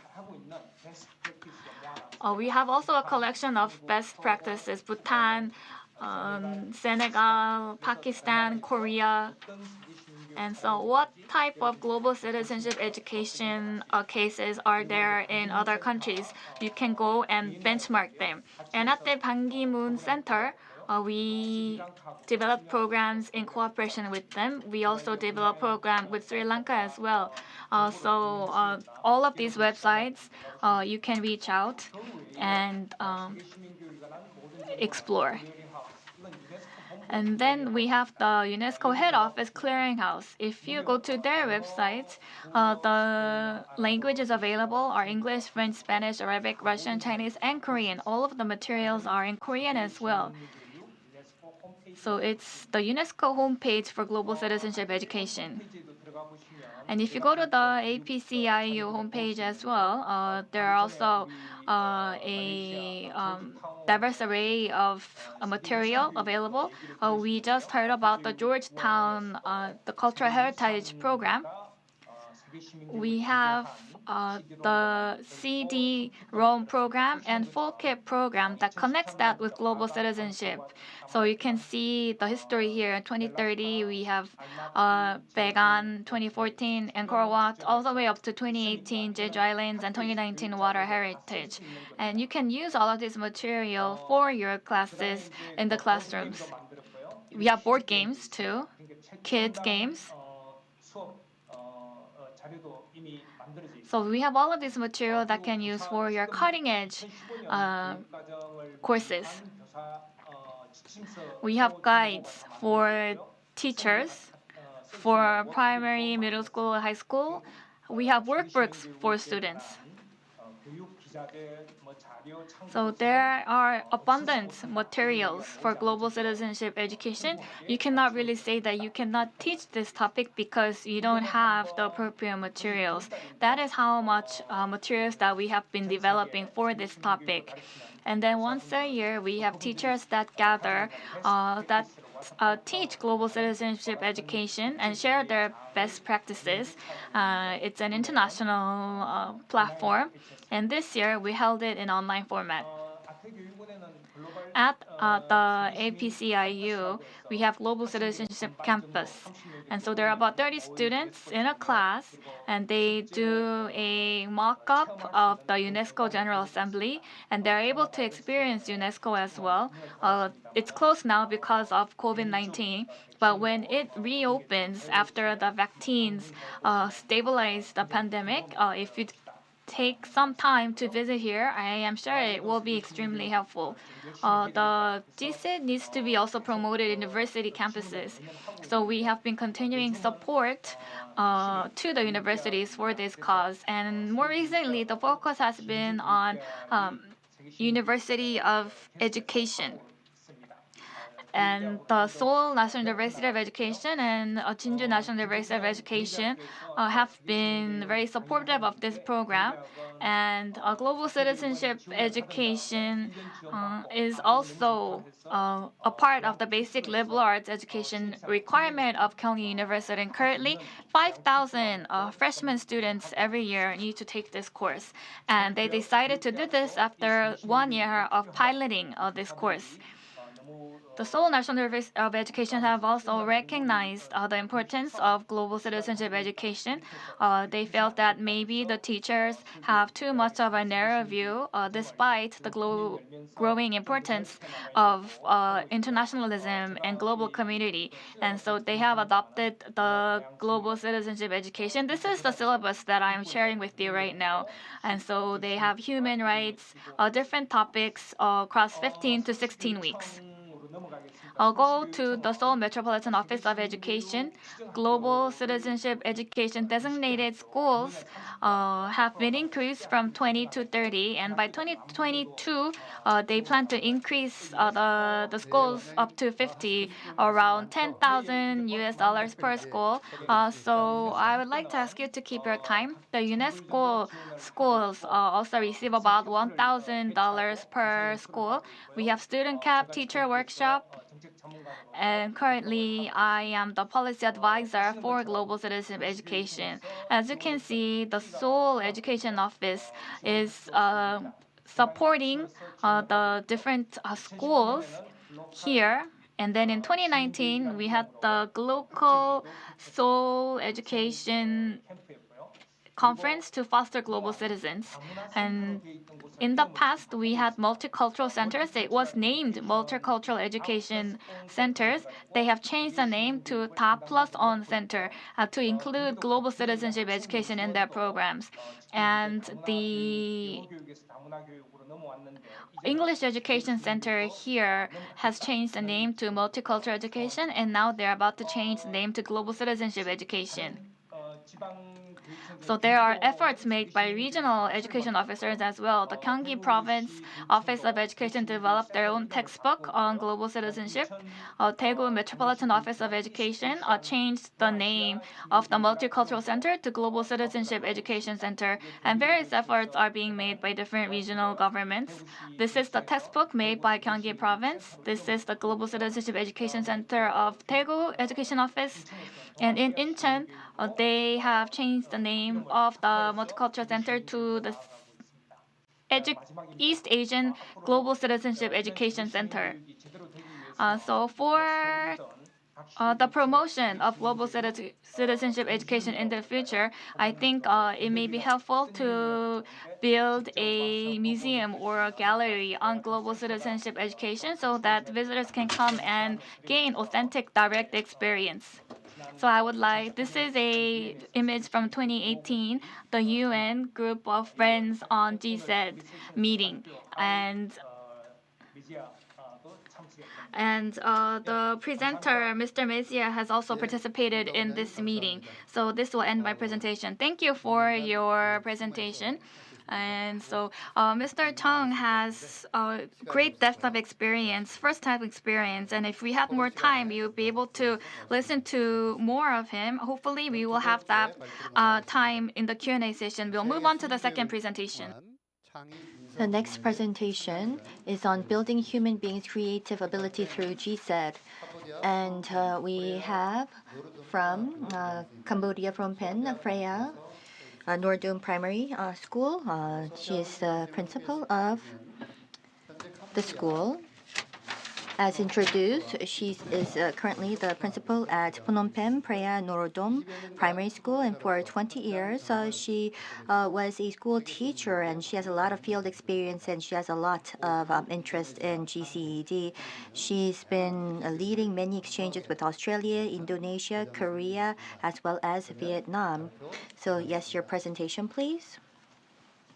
Okay, how do you do? Good afternoon, everybody. Yes, today I as you already know that the moderator that introduced all of you. Okay, and honestly, I'm glad to be here, and to take this opportunity, I would like to deeply thank ICHCAP that invite me to present today, and also Mr. Chung that invite me. Yes, from Mr. Dr. Sarom. Yeah, Saromok. Okay. Today I would like to share some experience and insight on the topic building human being or creative abilities through GCED. Yes, as we already know that the whole nation in the world would like wish to live in peace and harmony all together, and also many programmers were created. Like GCD is one of those programs that has its own purpose to integrate all the people, especially in Asian country, to know about the culture, each other culture. Yes, how we are teaching, how we are learning. Yes, and later on, before I share my experience, I would like to express some idea on the word human being. I think that human being refer to the people who have uh, full capability in to support their living by their own self, and it support their family, support the society, etc. And creativity refer to all achievements that were created by the educated people with the specific skill. Yes, those are important for the human needs.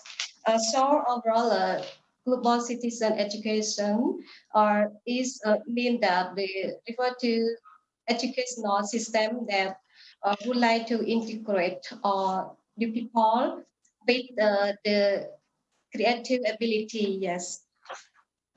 It means that educational is very important for people all around the world, and all of them should get through the Yes, educational Miss from Sophia. school. Miss Sophia Yeah. Boon. I'm sorry, but would you like to share your screen, please? All right. Oh, sorry. Excuse me. Okay. Okay. Sorry. Yeah. Okay.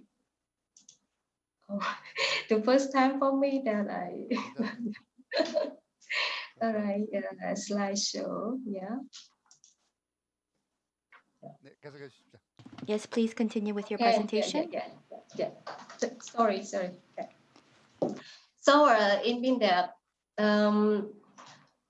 all we have a basic need for all people to become a global citizen, because it's not easy to become a global citizen unless they have well educated, yeah, from school, even from their own self or from the society.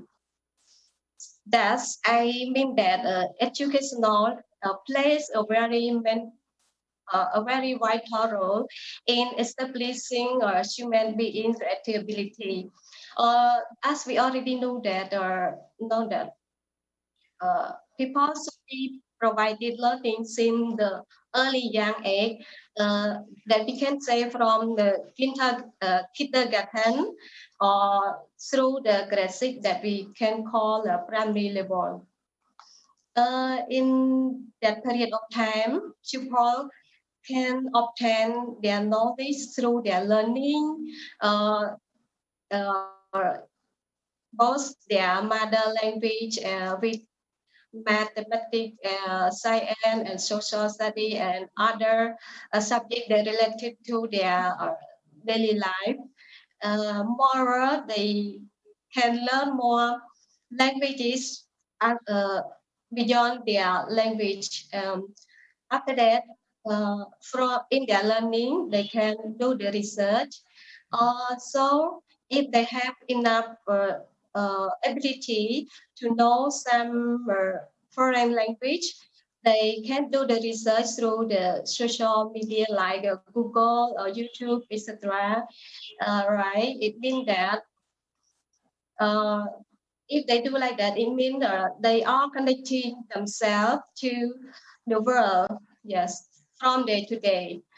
Anyway, the Ministry of Education, Youth and Sport of Cambodia nowadays are pay hard attention to the primary level by creating more chance for the pupil in primary level to have chance to get into the foreign state, like competition attending in the some event like we call Olympiad. Yeah, Olympiad. I have experience in training pupil uh, to to attend the program. And those programs not only provide the pupil to have chance to express their knowledge in their competition, but also they can Yes, Ms. Sophia Boon, would you like to progress your slides, please? yes. I have only 2 slides for so yeah. It means that they are connecting with the foreign people, yes, because they can show their culture, their traditional to each other with the friendly way. All right. Also, to be a real global citizenship through their education, pupils should have some support from the relevant people. The first is their family. I think that family is a very important point for them because parents can motivate students, can encourage them, can accompany them in all the circumstances that they are go to. One more place is school. Uh, Beside the providing knowledge skill, teachers themselves also should be provided any more training course, both local and international course. Like me, that I have been to Malaysia 1 month to train in related to the subject mathematics that I can apply what I have learned from Malaysia into the real situation in my classroom. And also I can share my experience to the college in my school as well. And one more thing, the creative achievement that I have found in the society through the student behavior, their activity with the respect, with the loyalty, and with the morality. Um, One more thing, I have attend the program like a GCED program of APCU. Uh, it was my experience that I can share my culture and tradition to Korean people, and also I brought what I have learned from Korean to apply in my school and to share with my colleagues as well. After I went back from the Korean, I also was a mentor teacher of the Korean teacher that came back to my school. Yeah. All right. And one more thing, I have been to Australia. It also one more experience for me that I also got the knowledge to ex- extend my culture and my tradition to all the Australian kids in our uh, primary school. Yeah. And then nowadays we still have connection with each other because teacher uh, will be the middle of the bridge that can connect from Cambodian support to the Australian to Korea, etc. All right. So the creative ability we also can found in uh, pupil, like we can see that pupil will become an open-minded guy, and they will be brave, and there is no more racism for them in their daily life. For their knowledge, they will cut down their poverty in their family, etc. Another thing, they will share their love to the surrounding people, and also love the environment to help take care of the environment as they can do. Um, and also they know more about the diverse culture, and there is no more culture shock for them anymore in the future. at the end, they will become the real global citizen. Later on, I will share my some photo that there was happened in my school activity, especially for my classroom, my own classroom in here. I have brought a letter from Australian school, especially Australian kids that they have create some letter sent to my student here, and they were reading and they send. After that, they send back the letter to their friend in Australia, right? And it is my experience in Malaysia, and it is a local competition that the student can apply their knowledge and uh, show their activity in settling the problem related to the STEM, right? In here is I did refer to the family that always be nearby their children because they are a very important point for them that they can improve them to be more efficient global citizen. Yeah, and here also is event we call Olympic event in Hanoi, Vietnam, and Philippines. Yes, in China. Yeah. So that's all my experience, and I hope in the future all the people will be have more creative ability, and they will live with good communication, with goodwill with the other foreign country, foreign people, and they can share the experience with understanding and tolerance, and participate and create their love to the surrounding people to help protect and uh, care the environment with their good spirit, and also establish a partnership to address the pressing issue in the society, especially in the world that nowadays that they are facing too. So I think that I have no more. I have more picture, more photo in here.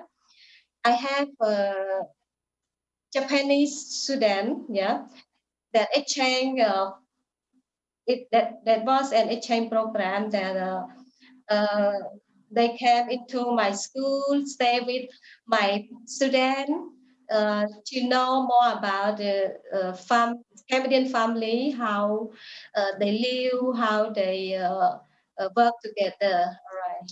From Singapore, yeah, in here. From Singapore, they came to exchange the way of learning, the way of behave in the society, especially culture and tradition. In here, I was a mentor of the Korean teacher, and in here, I was in Korea there, by the program of MCU. Yes. Okay, so that's all for my experience. I only have some short like this. Thank you. If you have any question, yeah, please, I can. Thank you.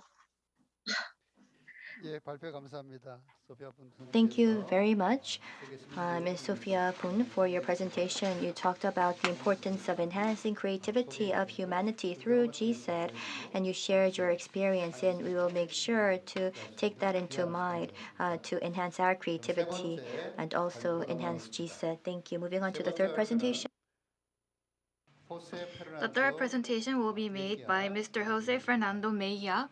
선생님 먼저 소개해 올리겠습니다. So I would like to introduce the speaker. So currently the executive director of the Ula Sampas Classrooms in Peace, and it currently has studied the political science, has a master degrees in that topic, and has in-depth experience in the education field. Currently, he is highlighting the partnership with 7 partner organizations at EduCapas. So Mr. Meyas will today speak on the topic of peace education in primary schools. So the floor is yours. Thank you very much. And can you hear me well? Just to check if the audio is okay. A special greeting to Dr. Chung. It's always a pleasure to meet you and to learn from you. And good morning, good evening, and good afternoon to all over the world. I'm gonna share with you some of our experience in the Classrooms in Peace program. But first, let me just talk about some characteristics of the Colombian educational system. In Colombia, education is decentralized, which means we don't have a national curriculum, neither a specific textbooks or pedagogic tools that are used national for the teachers in our country.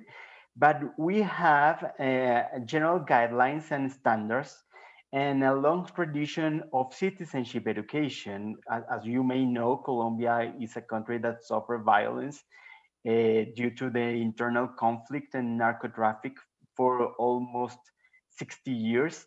And education has been a way to deal with these problems.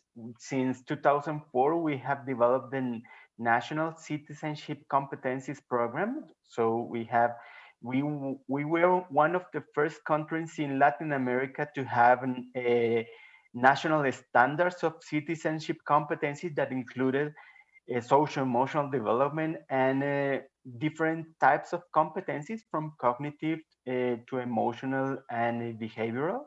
We also have a national test that measures those competencies and allow us to know if we are improving in the development of these skills and abilities. More recently, we have learning to live together law that told all the schools in the country to have actions for prevention and management of aggression, specifically dealing with conflict resolution and the prevention of bullying. And in 2016, we developed the Cátedra de Paz, which is sort of a class for peace, and all schools must have peace education initiatives. In this context, Aulas en Paz, which means classrooms in peace, was born to bridge the gap between policy and the practice.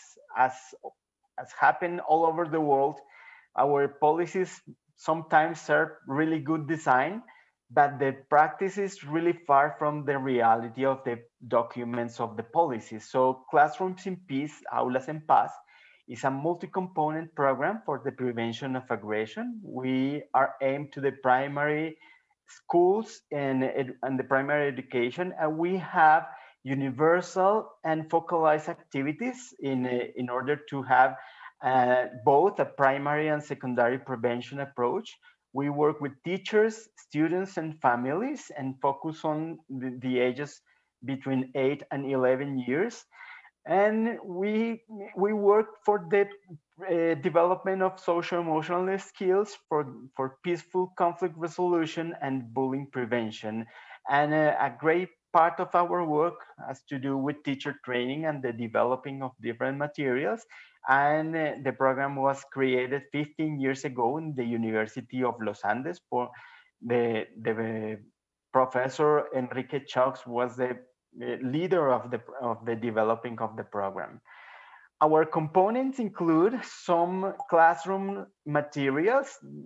We have a curriculum for the teachers to develop some sessions in a specific space in the curriculum, frequently related with ethics and civics is the name of the class.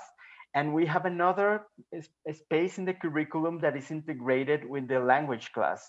So we work for all almost 40 sessions in the year and developing different kind of competencies in these spaces with all the students that participate in the program. And also we have workshops with parents in the universal intervention. So we have these activities to all the students that participate in the program, and we also focus the students who are at more risk. For us, those are the students who are more aggressive, and we make some activities specifically directed to those students. We have home visits to the families of those students to work with the parents in order to improve the capacities of deal with conflicts, or to manage discipline, or to improve their relationships in the homes. And we have something that we call Ethiogenous Groups or clubs, that are groups of 6 students, 4 of them with high levels of prosocial skills, and 2 of them with high levels of aggression. So the idea is that the children that need the most to develop these competencies can learn from each other, having these positive models that accompany them in the process of developing these skills. And all of this is really accompanied by teacher training. We have a really strong component of teacher training, and what we do is first to develop the competencies of the teachers. So the teachers learn to deal with their emotions, manage their conflicts, and build positive relationships.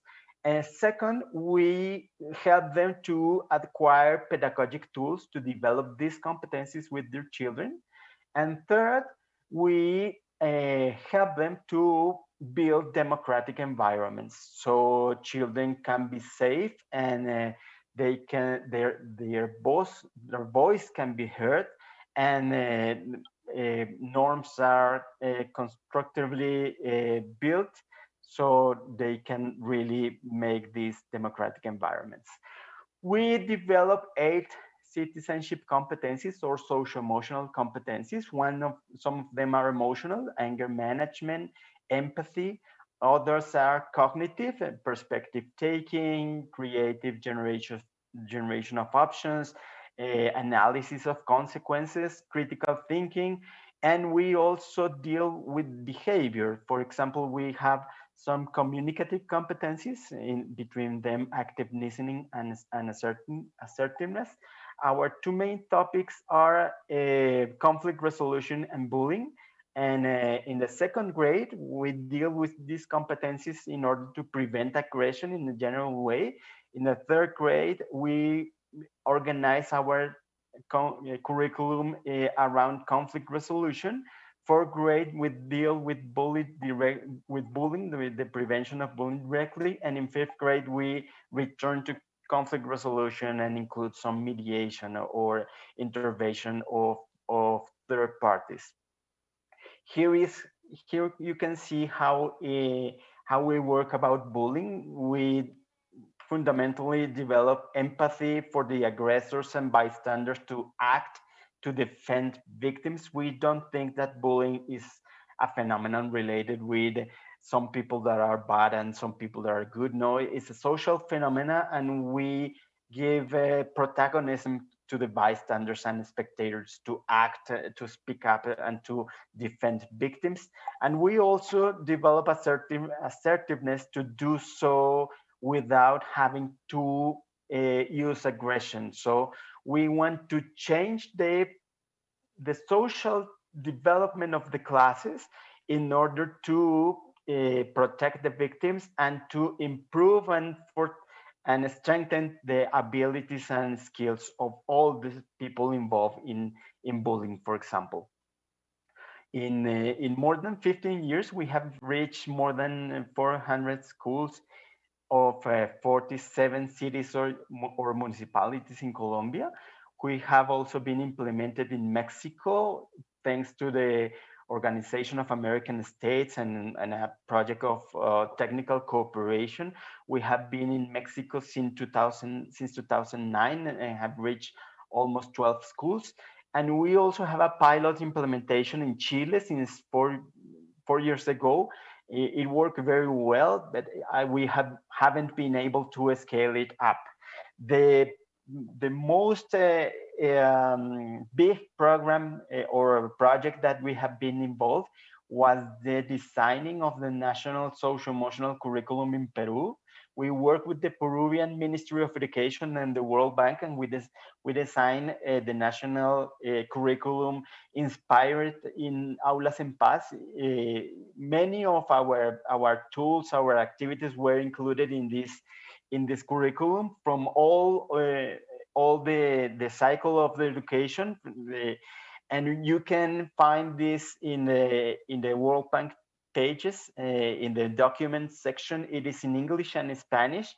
And in this project, we reached almost 4 million students. So it was really big for us. It was a privilege to participate in this project. And one thing that really characterizes is that Aulas en Paz have had multiple evaluations. In the first stages, we have evaluations from a qualitative approach, and then we developed some designings that included quantitative approaches, both formative and summative.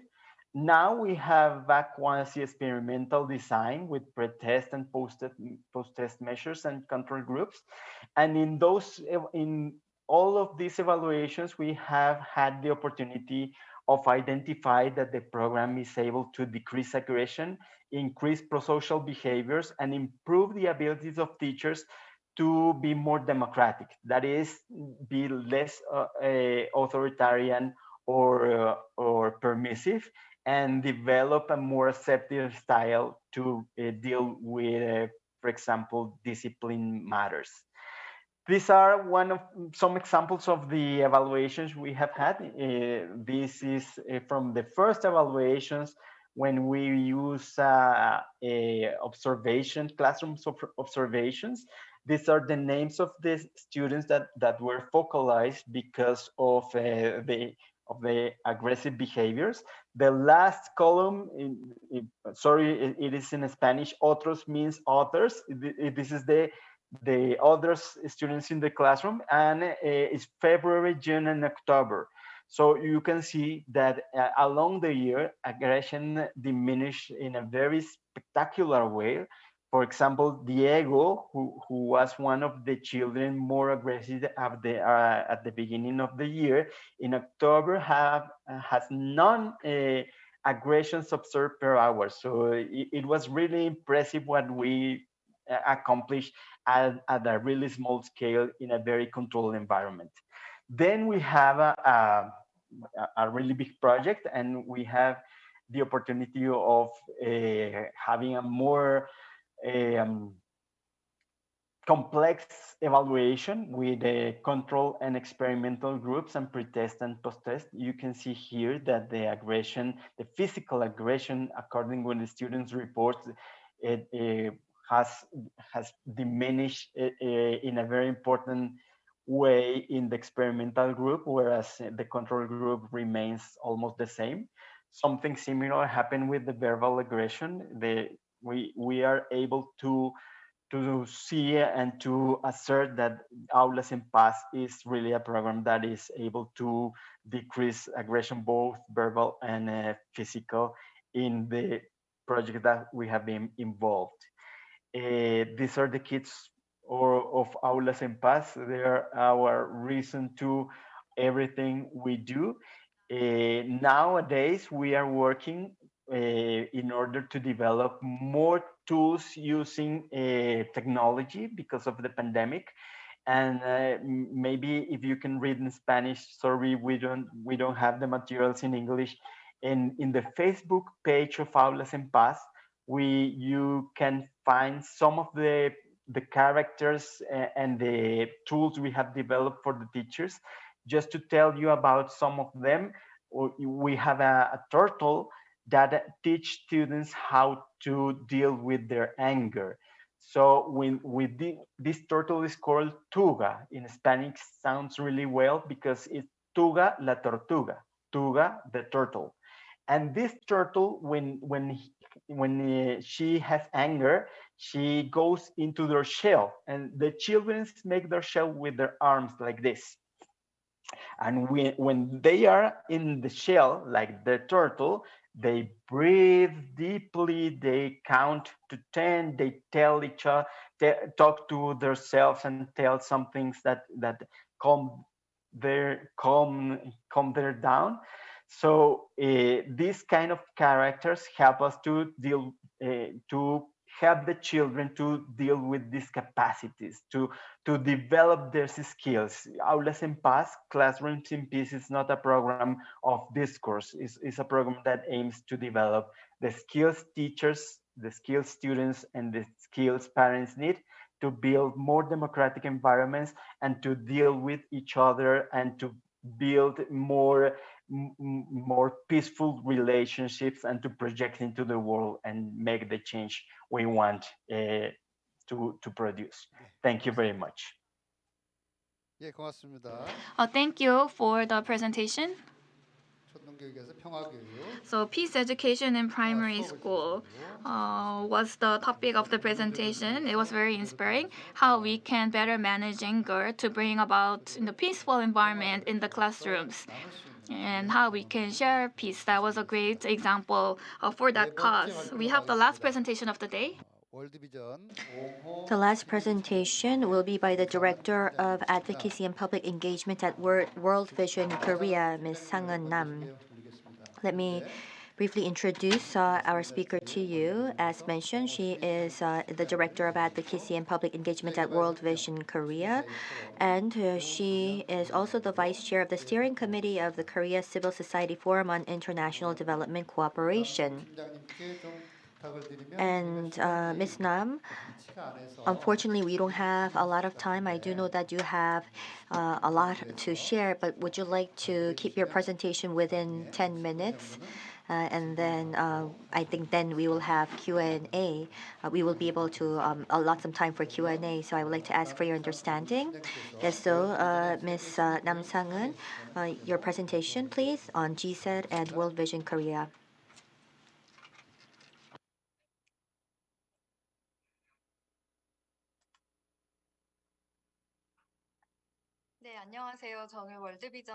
Hello everyone, as introduced, I'm Nam Sang-eun from World Vision Korea.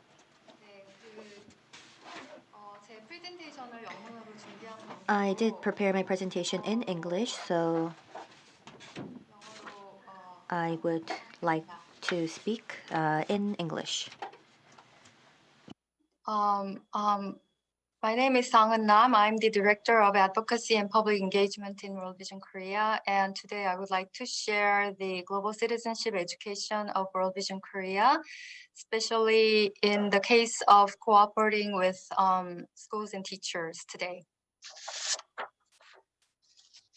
So I would like to just briefly introduce what organization World Vision Korea is, and then World Vision Korea's approach and definition of global citizenship education, and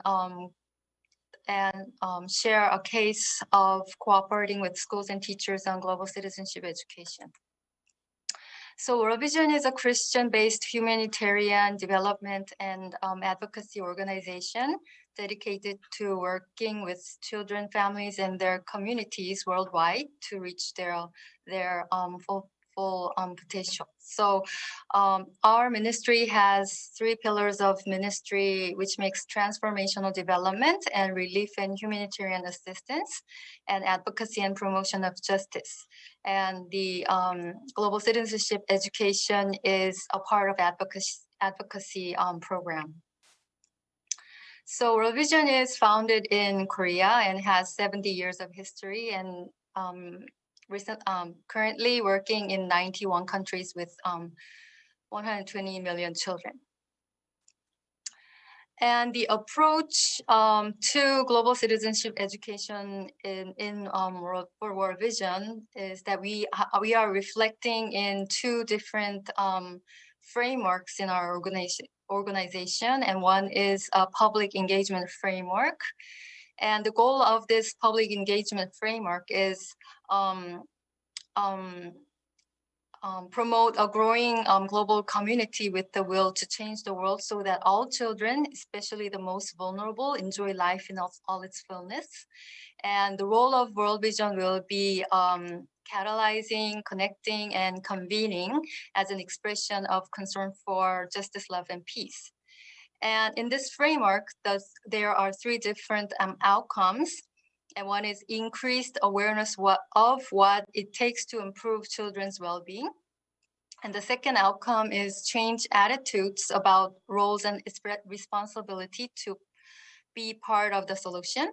And the third outcome is more courageous and effective actions in solidarity with children in their communities. So the three outcomes looks like this. These don't appear sequentially, but rather it appears in a virtuous cycle, as you can see in the slide. And the second framework of the global citizenship education is World Vision's advocacy framework. And the definition of advocacy is a project, program, or programmatic approach which seeks to address the structural and systematic causes of poverty and injustice by changing policies, systems, and practices and attitudes that perpetuate inequality and deny justice and human rights. So to be successful in advocacy, we work at two different complementary levels, which are citizen empowerment and policy influence. So the global citizenship education is a part of citizen empowerment by raising awareness of the citizens and mobilizing the citizens to change the unjust policy and the systematic issues. So based on these two different frameworks of World Vision, the definition of the global citizenship education in World Vision Korea is the education aims to empower citizens to build knowledge, values, and skills to take action in building and securing a more justice, peaceful, and sustainable world where every child lives a life in all its fullness. So the global citizen is someone who knows, understands, finds, and takes actions to solve problems and build more secure and more just and peaceful, sustainable society at local to global level. And so the education is composed of 4 different elements, which makes knowledge and understanding, skills, values and attitudes, and act and participate. So all the education curriculum is based on these 4 different elements. And through the education, the global citizens become responsive and active global citizens and respond to take action for a sustainable world. And I think that SDG, global citizenship education, is critical in achieving SDGs. SDGs is an ambitious and comprehensive global goal, which emphasizes civil society's participation and partnership and solidarity. So through global citizenship education,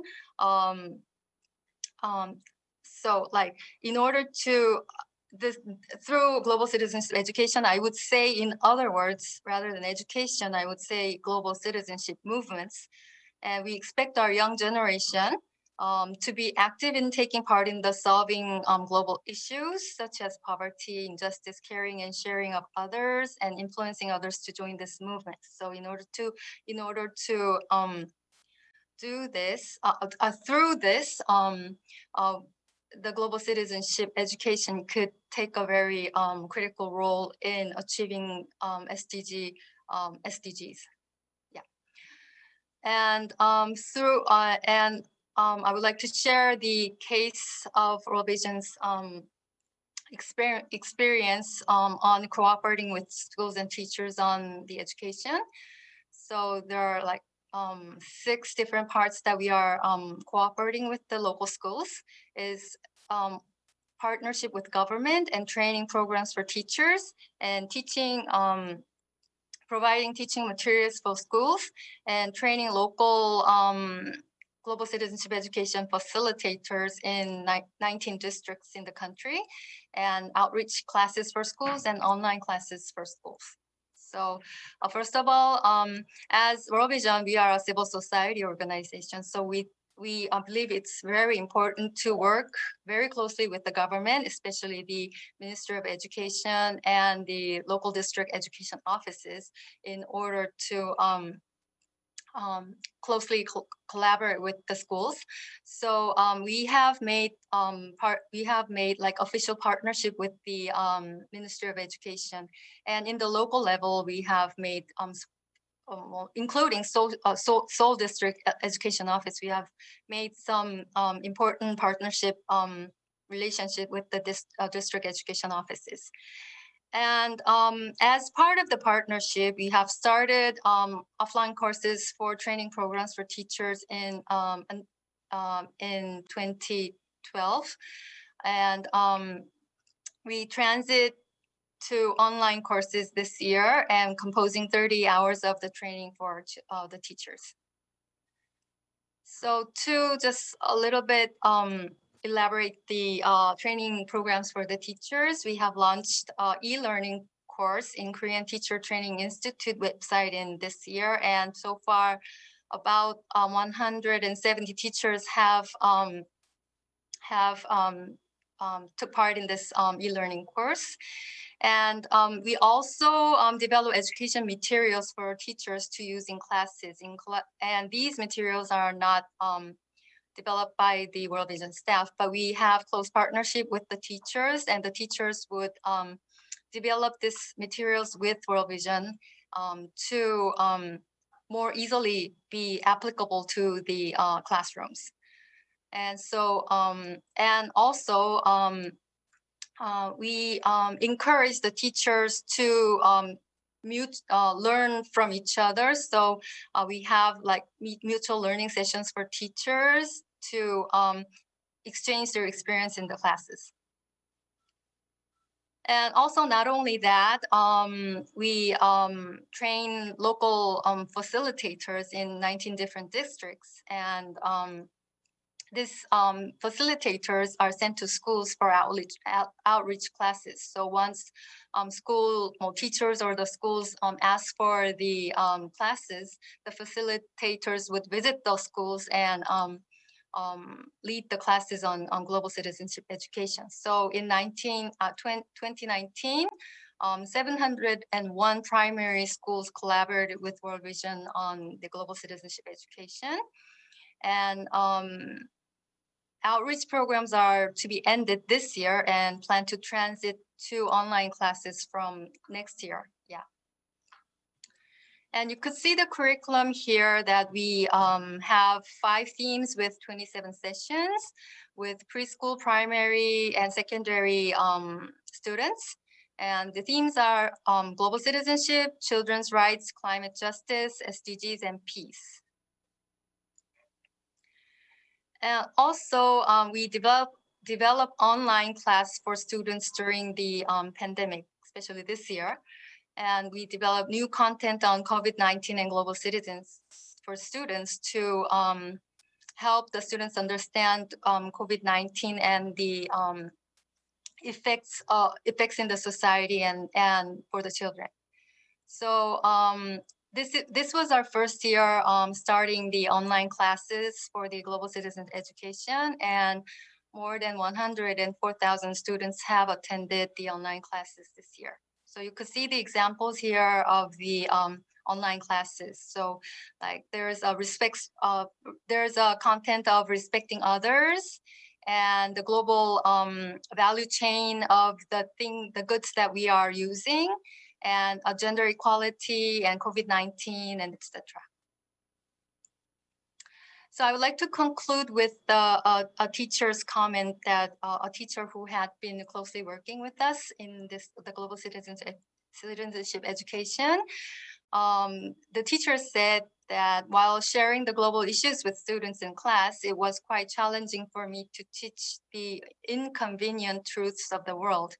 And I was not sure whether the students would respond to it, but soon I realized that my values were changing. It was meaningful opportunity for me and the class to understand the wider world and think about what we could do as a global citizen. So through the global teachers training, the teachers would first realize that how the individual should take a role to be a real global citizens to make a more sustainable world.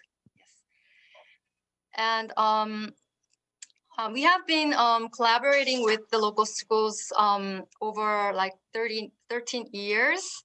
And the lessons learned and challenges that we have recently is to need to strengthen partnership with multi-stakeholders because, not only World Vision, but there are many civil societies and of course the government and the academic part and the schools.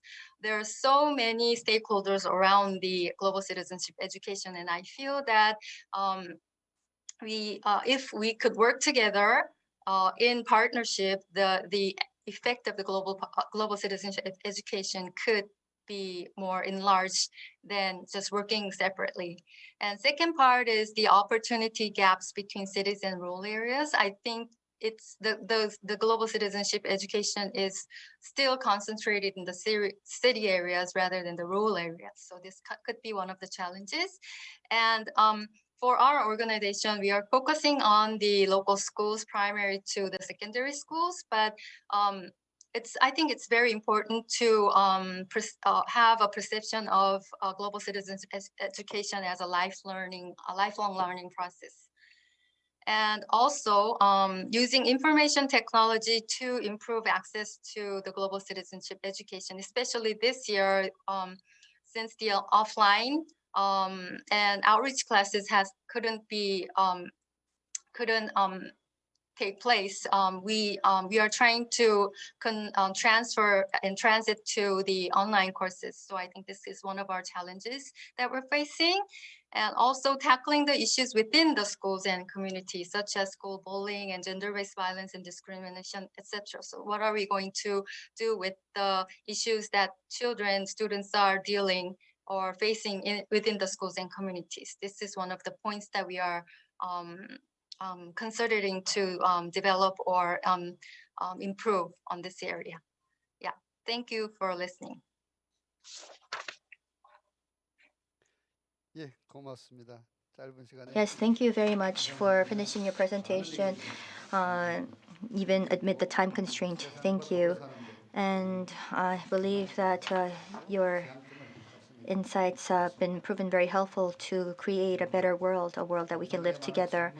There are so many questions being posted, and we would we'll have to select the questions in lieu of time.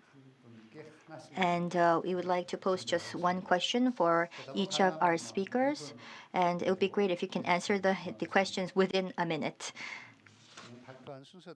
So we will follow the order of presentations. First to Dr. Utak Jung. International Teacher Exchange. Which organization is responsible for that, and what kind of activities does it offer? So it's the UNESCO. It's a UNESCO program from FCU, and the regional education offices would make their recommendations. The final selection will be made by FCU.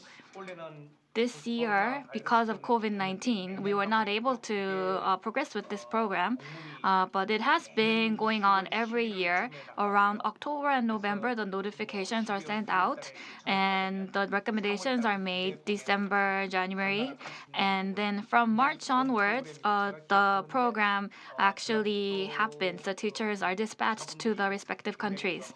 And our teachers have been active in Mongolia and other Asian countries, and they have been, very well received in the respective local education communities. So once this pandemic is over, until then, I think it will be difficult. But I think by maybe around 2022, so maybe around next year, this time, I think the notifications will be sent out again. Thank you. Second question for Principal Sophia Bun. In Cambodia, There's a lot of activities undergoing for GCED. So through GCED, I believe that, do you have any examples of dealing with racism, for instance, by using GCED? Okay, so through GCD, all people can get obtain the knowledge and can create more ability in their learning, their connecting, and um, they will be, and then they will be adapt to the other society with their learning, their researching. Yeah, so it is an example of global citizen education, and even we nowadays we have faced the strong problem with the COVID-19, but we still have good communication with each other. Yeah. So there, even though we have barriers, but we still have exchange the experience to each other, and we get through to the purpose of the global citizen as uh, the, they all already set up. All right. So that's all for my idea. Okay. Thank you. Next, for Mr. Jose Fernando Meja. For the peaceful classrooms, the programs that you had, do you think it will be possible to apply it in Asian countries? And if we do, on what aspects do we need to be careful on? Thank you very much for the question. Very interesting. I'm not really sure. We had to explore that because, in my experience, social emotional development is kind of universal, but the cultural diversity and the differences make very difficult for me to tell you that Aulas en Paz is well adapted for the Korean context. Maybe you can explore our work with the World Bank and see if this curriculum that is called Step by Step is well adapted and is relevant to your context. If the answer is yes, the next step we could be explore if our materials and approaches in Aulas en Paz could be useful.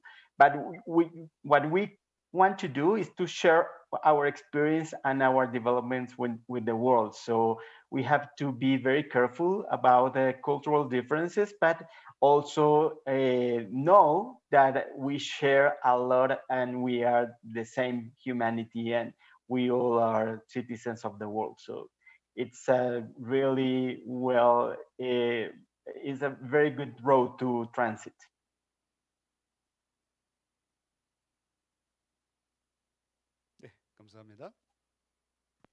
Thank you very much. Last but not least, a question for Ms. Nam Sang-eun. Through World Vision Korea, there are many programs in place with schools and with the society, and especially as you were engaged in programs with elementary school students, what do you think about maybe the downsides to global citizenship education? I would like to understand your understanding on this paternalistic aspect of GCED. And you also mentioned that a teacher was talking about the uncomfortable truths in the process of engaging in GCED. So how can we find in harmony between this paternalistic type of factor? 네, 감사합니다. Yes, thank you very much.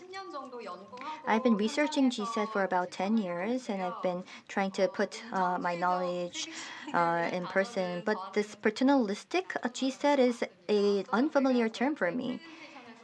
In my presentation, as I've mentioned, World Vision Korea's programs there are three pillars, and one of the three have to do with promoting human rights and protecting human rights, and also implementing human rights. In particular, where are children's organizations, we want to promote and protect the rights of children. And as way of doing that, we've been also focusing on GCED. So in the classrooms, as we conduct GCED with primary school students, it's not more of a paternalistic type of approach. It's about looking into the universal human rights of children and of people. In other words, in the world, why do we see extreme poverty or absolute poverty? And what are the reasons behind this poverty?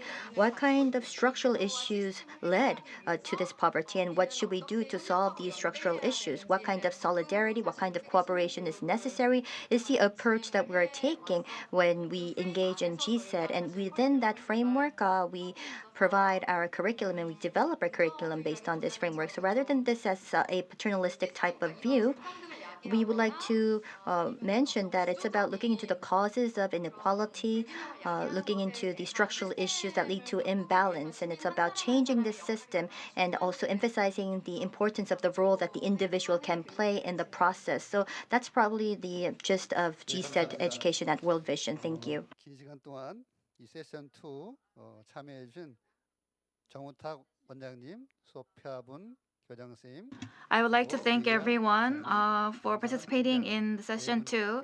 All of the 4 speakers, I would like to thank you once again for your time. So session 2 was about global citizenship education and primary education, and I hope that we were able to get one step closer to the classrooms and all work together to build a globally citizenship mature society. Thank you. I would like to thank everyone.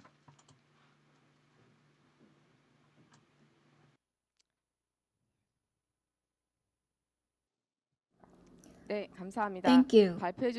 I would like to thank all of the experts and Professor Kyung-Han Lee for moderating session 2. Before we conclude the seminar today, I would like to invite Professor Hyuk for closing remarks. Good evening, everyone. I would like to thank everyone for being here with us for quite a long time. Because of COVID-19, the seminar today was held online in contactless format, which I am sure was a special experience for the organizers, the presenters, and participants alike. I believe that these experiences will contribute greatly to creating a new culture, as well as building and developing a sustainable society and sustainable culture for the future.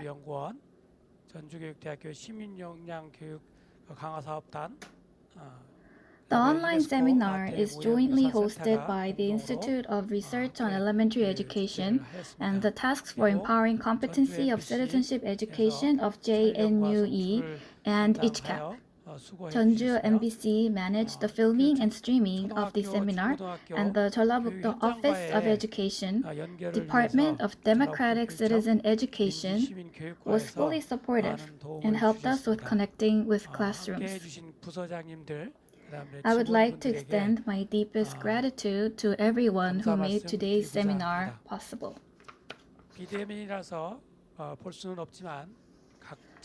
We were not able to meet in person, but nevertheless, I would like to thank everyone on YouTube and Zoom for accessing the internet and participating in the online seminar.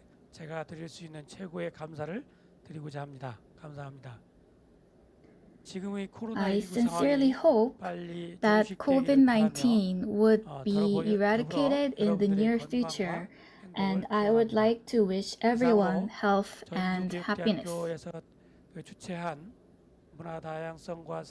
This will conclude the 2020 JNUE International Online Seminar on Cultural Diversity and Global Citizenship Education. Thank you. Thank you for the closing remarks. I would like to thank the presenters and also participants for attending the seminar today. The Jeonju National University of Education, ICHCAP, will be together working hard to promote this cause. I ask for your continued interest and support. Thank you.